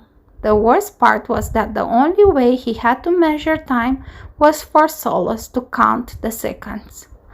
After 15 minutes, he allowed the weight to reach the 4th mark. After a little over 20, it reached the 5th, and less than 5 minutes later, it reached the top. The bell jar turned red, emitting a ding sound. Lid was so startled that made a little jump back. Seems someone finally made it. Professor Nalear came to his side. Her hair smelled like roses, making Lid's pressure spike. 20 points for getting the first spot without any help, she said in communicator amulet. But are you capable of doing it again? She asked, coming dangerously close. Solus did go straight for Protocol Omega, generating cold spots under his armpits and at the back of his neck to avoid Lid sweating bullets. Yes, of course. He tried focusing on the spell again, despite having trouble swallowing down, like he had a tennis ball stuck in his throat. The weight rose once again to the top, producing another ding. Interesting. I can see the weight has a fluid motion. 5 steps?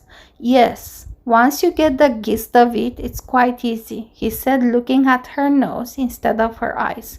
Okay, champ. Since no one seems to be brave enough to ask for a hint, humor me. Try going slower. Put half a second between every step. Lid did as instructed, discovering that the spell was actually really versatile, allowing to add mana freely, without fixed intervals, as long as the amount was always the same. Bravo! Now faster, like you want to break the bell jar. Soon the situation degenerated in a series of faster, slower, and not so be gentler. Despite she was clearly referring to the handling of the weight, carrying no double entrant whatsoever, those words conjured in Lid's feverish mind images that were completely unrelated to magic. Despite doing his best to focus on the task at hand, while Solus was cooling him off as fast as she could, only Lid's paranoid nature ended up saving him from embarrassment. That morning, he had bandaged his nether region so that in the worst-case scenario, the rise of the spear hero would cause no bulge in his pants, keeping it sticking to his abdomen.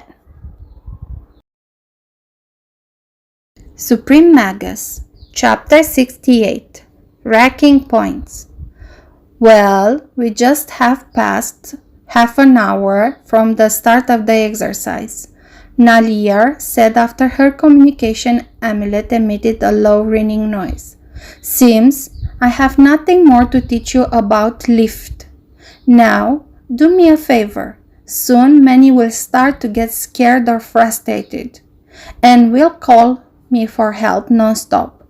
Be a dear and give hints or suggestions to your classmates stuck at least at the 3rd mark. I'll take care of the desperate cases. Lid had nothing to do for at least another hour and a half, so he accepted, rubbing his forehead and closing his eyes to not look at her face. Great. 10 points for demonstrating complete mastery of the lift spell, and another 10 for helping me out. She made a smile so radiant that would have made Protocol Omega useless despite Solo's best efforts, but Lid had timed correctly his thank you bow, avoiding her gaze, and immediately turned back.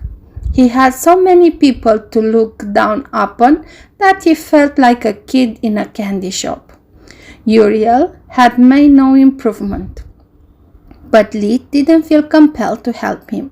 He'd rather preferred for his help to be openly required, if not begged for. After looking around, he noticed that Quilla, too, wasn't too far away. She seemed to be swamped at the 2nd mark, sometimes managing to reach the 3rd. She was 1 meter 35 centimeters tall, with such a scrawny build that she could hope to weigh over 30 kilograms, only if soaking wet. She looked so frail and weak that a gust of wind would be able to carry her away any moment. It's amazing how she managed to get a bright green manacore despite being so malnourished. If the tonic she received from Vastor really works, I wonder how wonderful and powerful she will become, Lee thought.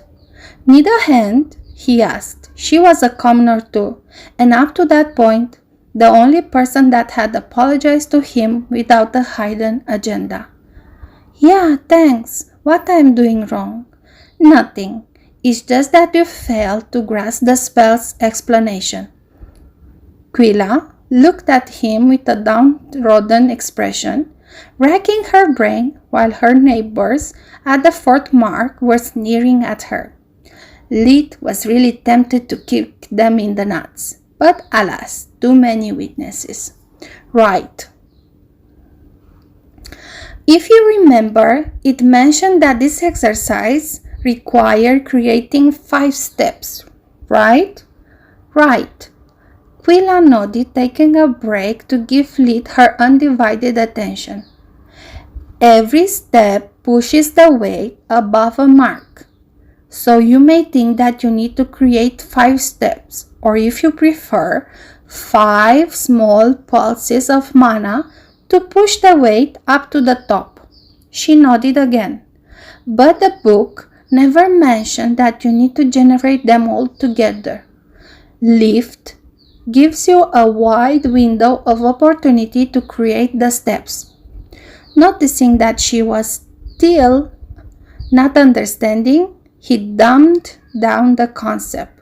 Imagine that you must walk a stair to get to an upper floor.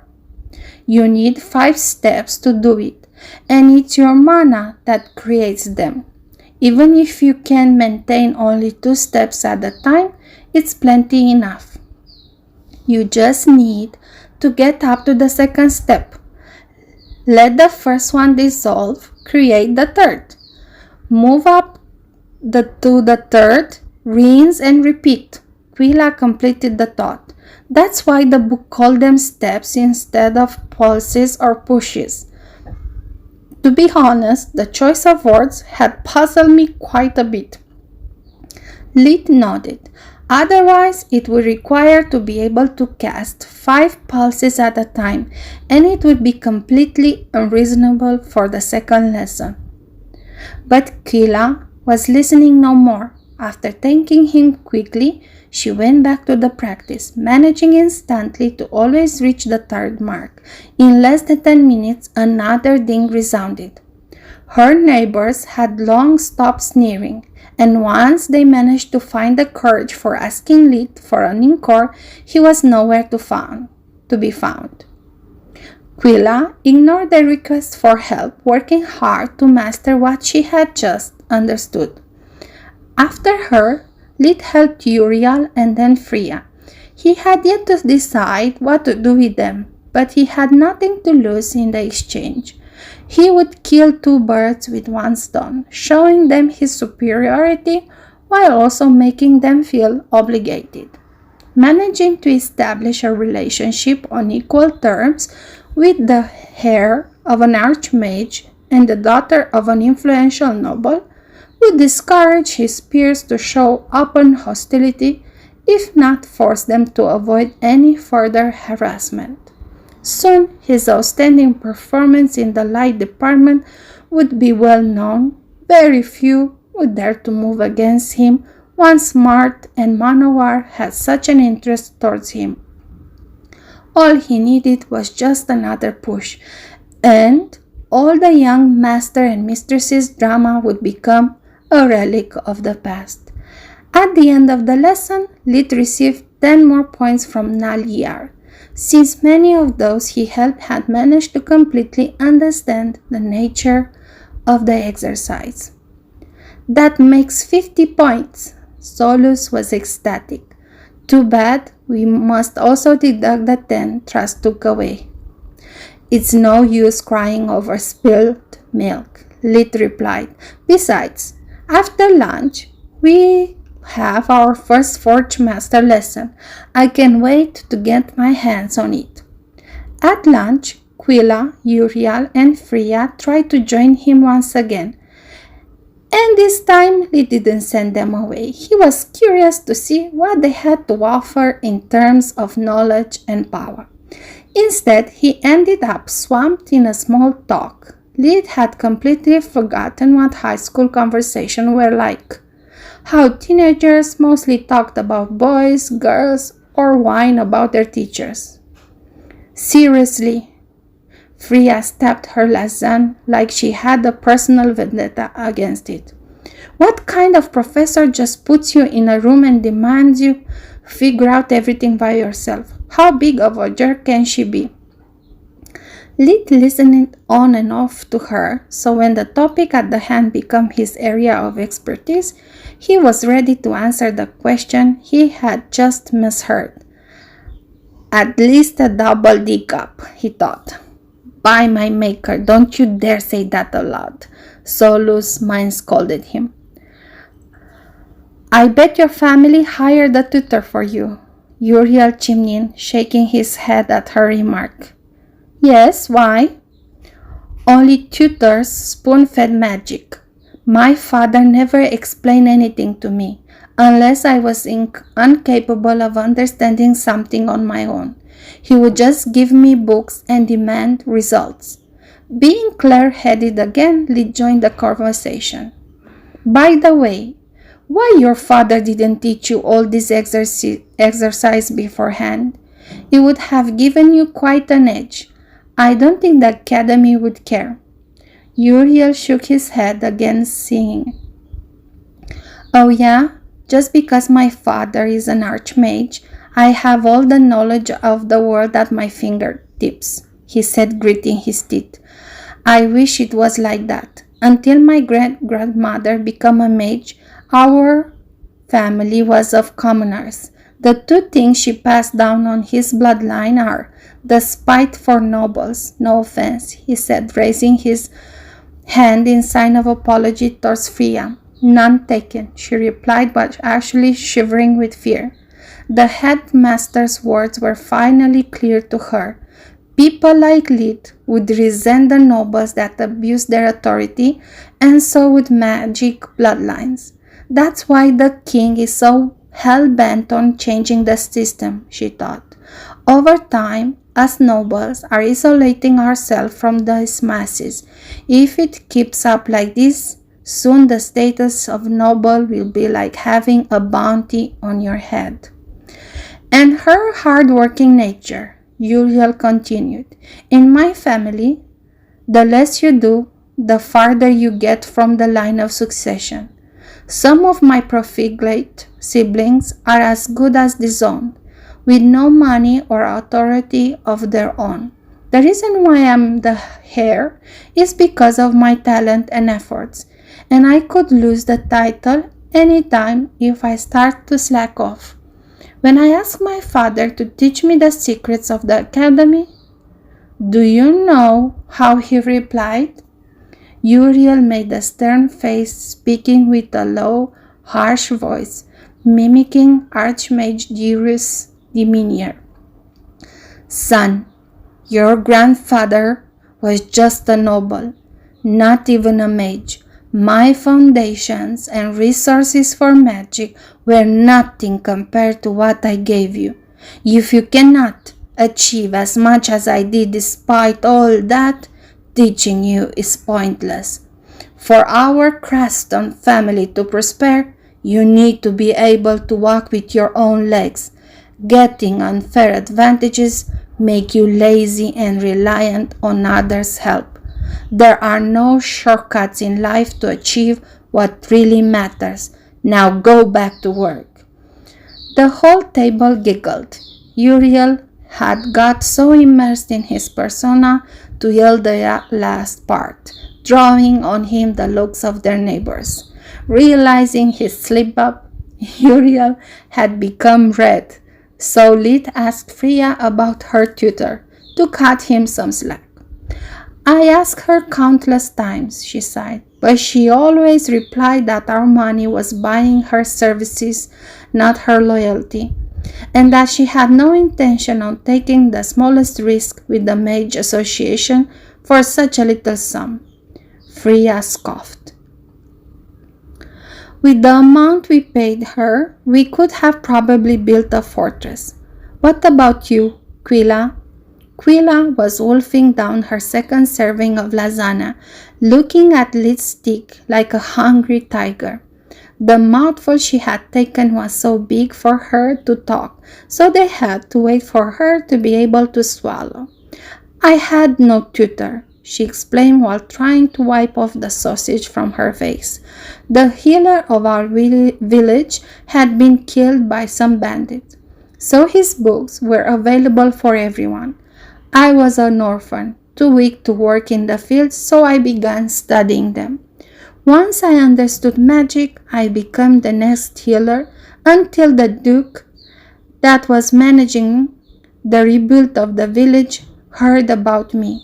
He built a house for me, and when I became old enough, he recommended me to the academy.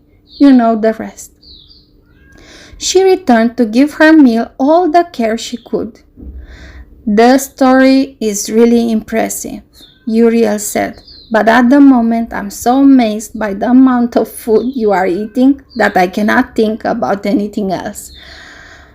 I swear she wasn't like this yesterday, Freya said.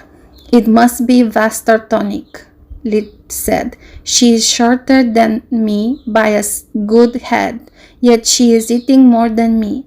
I guess she needs a lot of food to catch up. Mind if I touch your head? Quilla violently blushed, tried to say something, but her mouth was full again, so she just nodded, lowering her head, Lid pretending to cast a spell while actually activating invigoration. Your muscles are severely undeveloped, and your bone density is terrible. You need to drink more milk for your skeleton.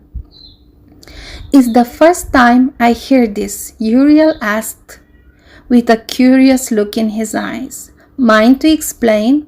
Yeah, sure. How can I possibly explain the concept of vitamins, proteins, and calcium when your language lacks even the words necessary to describe them?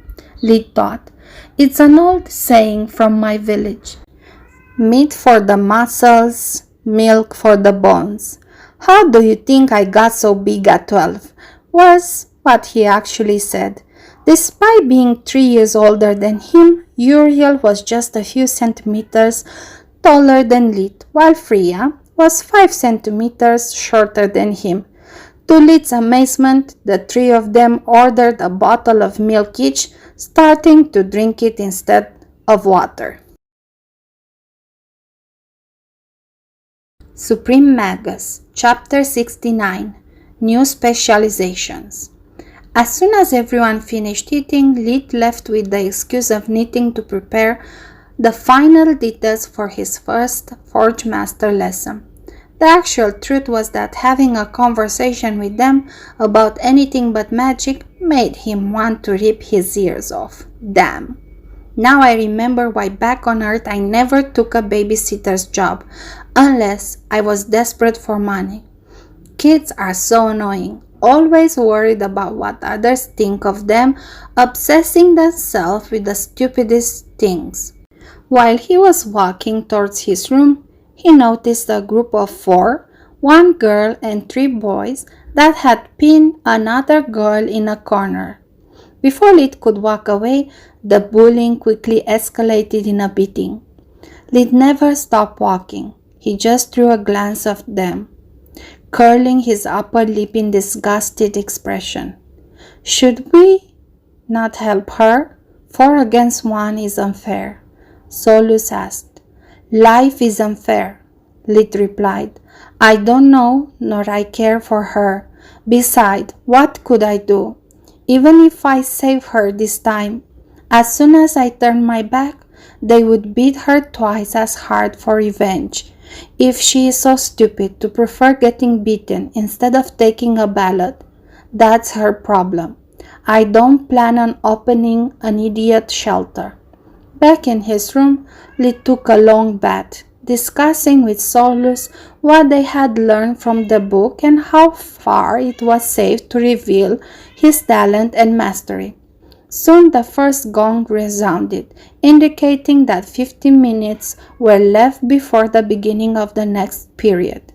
Lid flew all at full speed, discovering that the lesson would not take place into a classroom, but inside the Forge Mastering Training Hall, right beside the Alchemist Training Hall. When Lid landed, both the doors were still closed and many people were waiting outside. The students were mingling together. From what he could understand, the 2 specialization courses would take place simultaneously, allowing people to meet before and after the lesson. I'm really interested in the Master Alchemist course, Solus said. I think it would be perfect complement to Forge Mastering. Who knows, maybe we could even fuse them together, obtaining powerful single-use weapons for when we are out of mana. Lid's interest was piqued. Yeah, it would be great. Too bad I can't afford another specialization. That would mark me as an S-rank student. Besides, I can't be in 2 places at once. Solus' mind shrugged. That's not a problem. Since there's 2 of us, I'll piggyback on one of the students with my shape-shifting abilities. We'll get 2 specialization for the price of 1. Wish me luck. See you later. Before Lid could stutter a surprised reply, Solus had already left his finger. She turned into a snow-white blot, using the crowd as a cover while she got under the robe of a kid with the Master Alchemist textbook in his hand.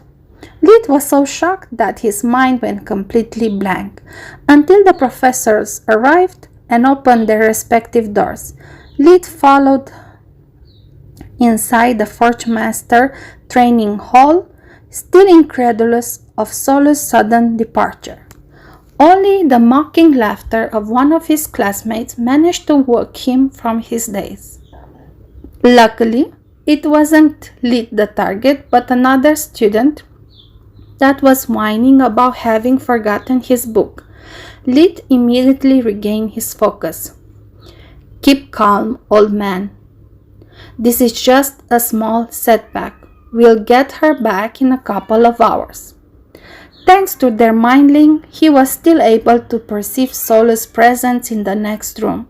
Just like her, was able to keep moving since they were less than 100 meters apart. But because of the distance and the magical nature of the White Griffon Castle, they weren't able to share their minds as usual. It was like being in a crowd at a club event. They were still able to communicate, but it required effort. He could perceive that Solo's mind was paying attention to something. The other lesson seemed to have already started. Hello, boys and girls. My name is Professor Laika Wainmeyer, and I will be your instructor in the path towards becoming Forge Masters. My class will be different from all others you follow, because Forge Mastering is different from any kind of magic you have ever learned. You have just moved your first step in the 7th department of the White Griffon, the crafting department. Professor Laika was a woman in her early 30s, 1 meter 65 centimeters tall, with long black hair, with shades of red held up in a scion. She was wearing skin-tight working gloves that highlighted her long and nimble fingers. She didn't have her robe on, so it was impossible to hide her soft, luscious curves. Professor Laika was better endowed than Naliar in every aspect, and despite she wore no makeup, that made her heart-shaped face stand out even more. Her demeanor was less flashy and jovial than Naliar. Her calm and composed attitude were those of a mature woman, not of an exuberant girl. Lid could empathize with his male classmates that were gulping non-stop while staring at her with dumbfounded expression. Lucky me, Lid thought. Seems that my heart is too little for more than a crush at a time. I couldn't bear acting out as an idiot again. Laika paid no attention to the agape mouths and the bright red faces. Her students were barely teenagers. She was used at their first meet reaction. So many mages are so fixed on elemental magic that they never mention the arts of crafting to their students. So I applaud you for choosing a specialization too often inglorious and underestimated, instead of making things blow up with fire and lightning like most of your peers. Contrary to what you may have heard or imagined, forge mastering doesn't require a forge, a hammer, or ingredients. Sure, some proper magic-imbued items like mana crystals or the fur of a magical beast or monster can improve the results, but that's material for another lesson. Let's start with the basics. Who of you went ahead and learned about forge mastering from our book? It was mostly a rhetorical question. The books have been delivered just the day before, and between the classes and the self-study, she wasn't expecting much. Yet a couple of hands were raised. The early bird gets the worm. Good. Describe to the class how a generic forge mastering spell works. She was pointing at a 15-year-old boy with red hair, the only one to have raised his hands besides Lid. First you need to draw a circle, and he actually had skimmed the first pages and had raised his hand to make an impression on the professor. He never expected to be questioned. Laika shook her head. So typical of teenagers, always thinking with the head in the pants first. At least this time I got only 2 posers, she thought. You, with the mean eyes, mind to step in? Lid ignored the remark, replying promptly.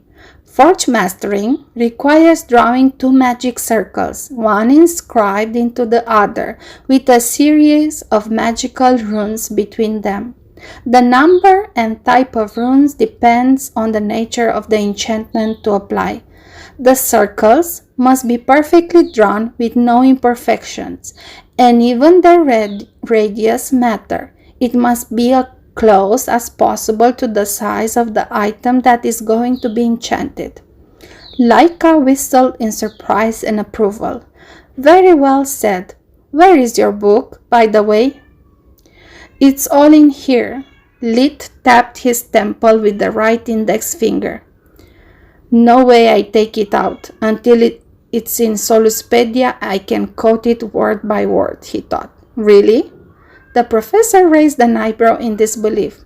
Then do you mind drawing for the class dimensional amulet circle, page 22, diagram 4? She sneered. While everyone was flipping their books, Lit closed in to Laika, who pointed to him a flask holding a pungent smell liquid. I wish Solus was here. She would be laughing like a madwoman, mocking me for my know-it-all facade.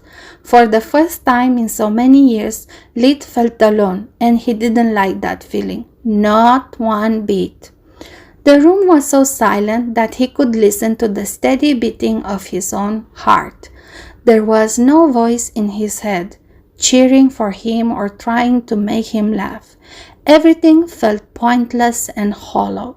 With a series of gestures, several drops of the liquid flew in the air thanks to water magic, splashing on several points of the perfectly smooth, white stone table between Lit and the professor. The internal and external circles took form simultaneously, one drop moving clockwise and the other counterclockwise. The innermost circle had a radius of 10 centimeters, while the other had a 15 centimeters radius, leaving about 5 centimeters between them for the runes. Only after completing both circles and checking that there were no imperfections, Lit moved the remaining drops, forming one of the 13 runes at a time, devoting all of his focus on each one. When he finished, Professor Laika clapped her hands loudly, and after a second, the class unwillingly joined her. Bravo, she said. You weren't pretending. You really studied. Sorry if I doubted you. 30 points for your performance and 10 more as an apology. I guess I should have expected as much from Manoir's and Mart's new friend. At those words, all those who were planning about revenge or how humiliating Lit without incurring in the ballot immediately took 180 degrees turn. It was already hard hiring Manoir as it was.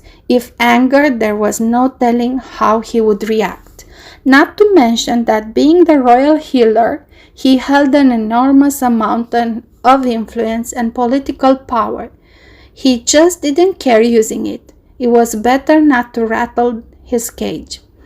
If I ask you to, would you be able to continue the explanation? Yes, Lit answered, but I hadn't the time to go much further. Plus, I don't believe I fully grasped the contents. My exposition would be lacking depth and true knowledge. The first part was a lie, just to avoid standing out too much. Reading 20 pages wasn't much, but the whole book was another story. The second part, instead, was the truth. If books were enough, anyone could get infinite specialization simply by going to the Academy's library.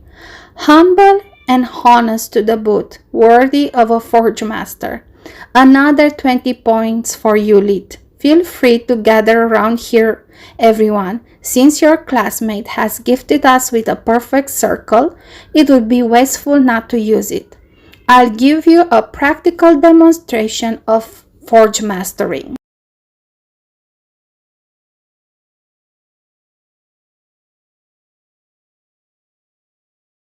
Suprememagus, Chapter 70. A third specialization.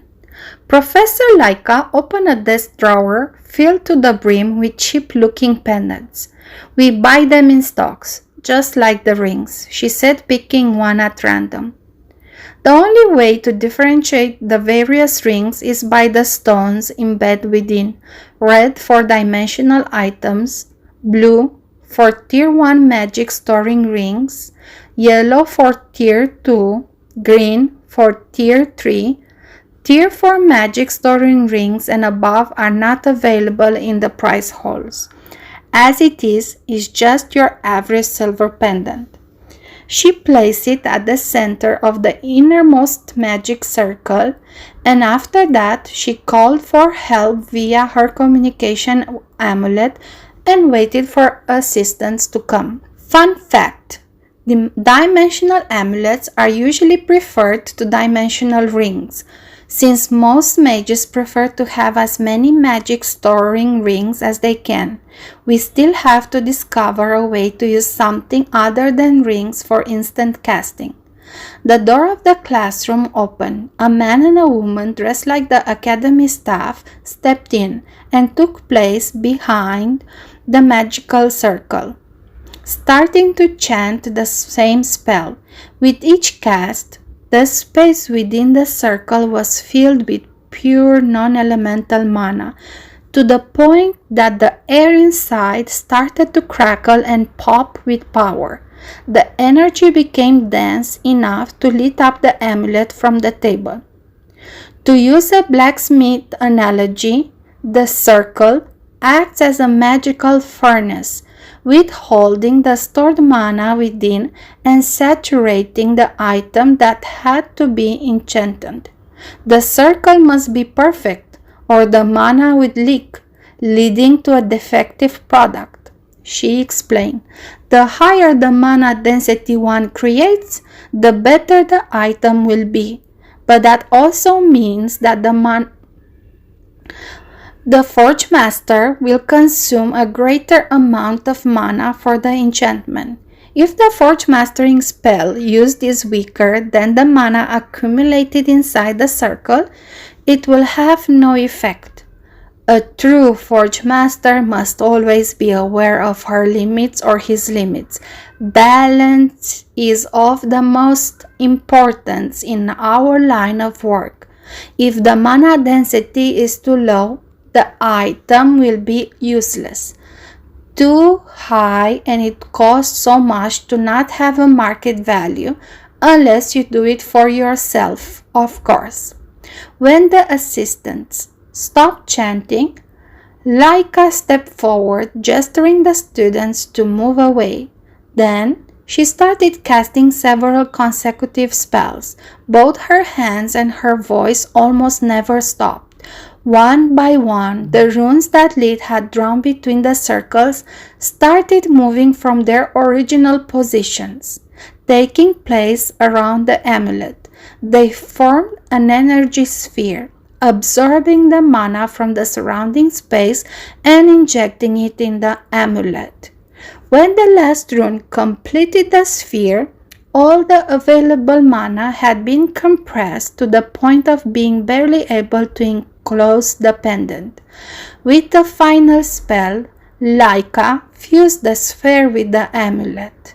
The runes shine on its surface for a few seconds before disappearing forever. Only then she took the amulet in her hand, showing the class the results of her efforts. This little thing here is a top quality dimensional amulet. Its value is about 340 points in the prize hall and above 300 gold coins if you were to buy it with cash. The idea of so much money condensed in such a little thing made even those born in wealthy families gasp in amazement. It was enough to build a manor and buy its land. Furniture and pieces of art to furnish it would take at least another amulet though. Now, here are a few things that books don't explain and that you may have missed during the whole process.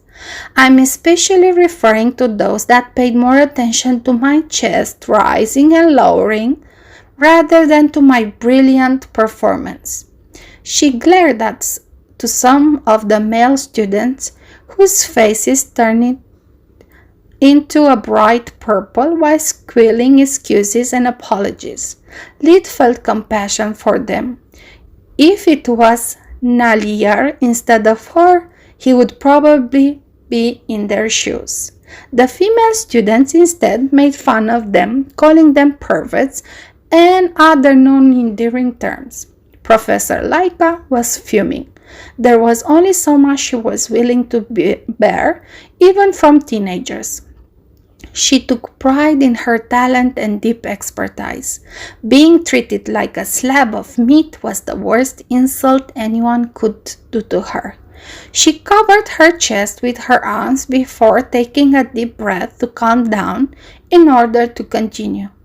Not everyone is able to become a forge master. That's because, together with the war mage, is the specialization that requires the greatest mana capacity. While for a war mage, it determines how much destruction they can bring. Without a huge amount of mana, a forge master cannot create the most powerful enchanted items in our repertoire. Mana capacity is needed, not only to overcome the high mana density required for a great item, but also because every single rune requires its own spell to be engraved in the object. Each spell is relatively simple and short, but you must need to be able to cast them in a rapid succession without delay.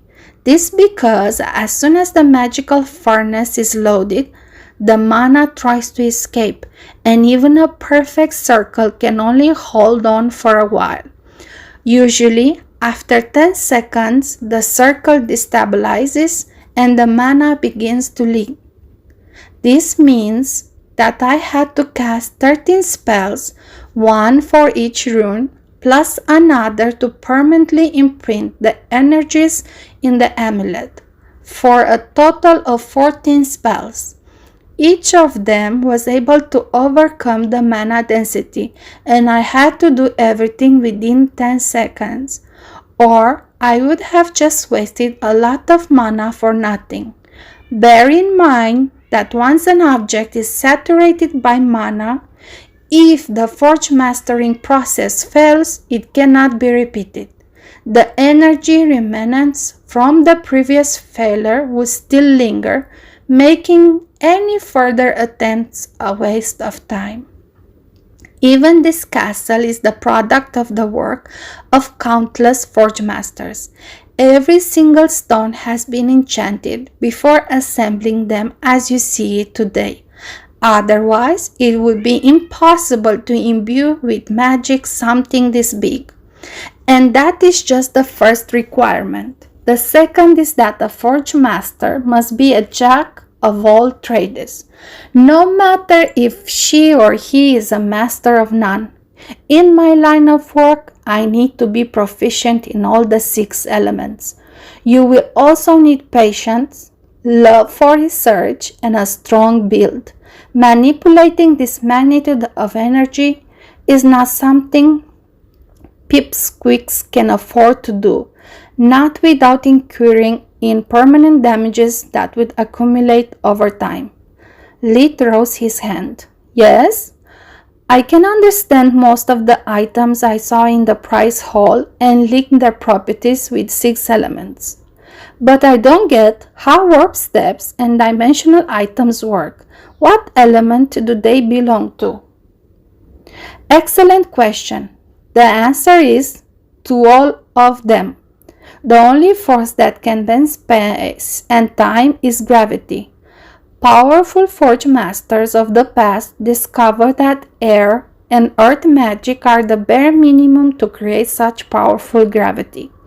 But to stabilize it, to make such items not only reproducible but also to allow fine control over them, all elements were required.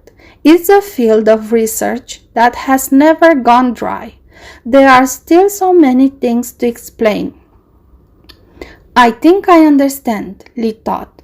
They need the electromagnetic waves from the lightning to resonate with the gravitational pull earth magic generates and enhance it to bend time and space.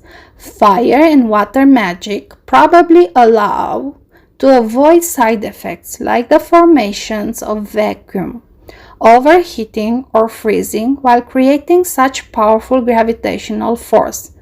I can't even fathom that darkness and light are used for, though.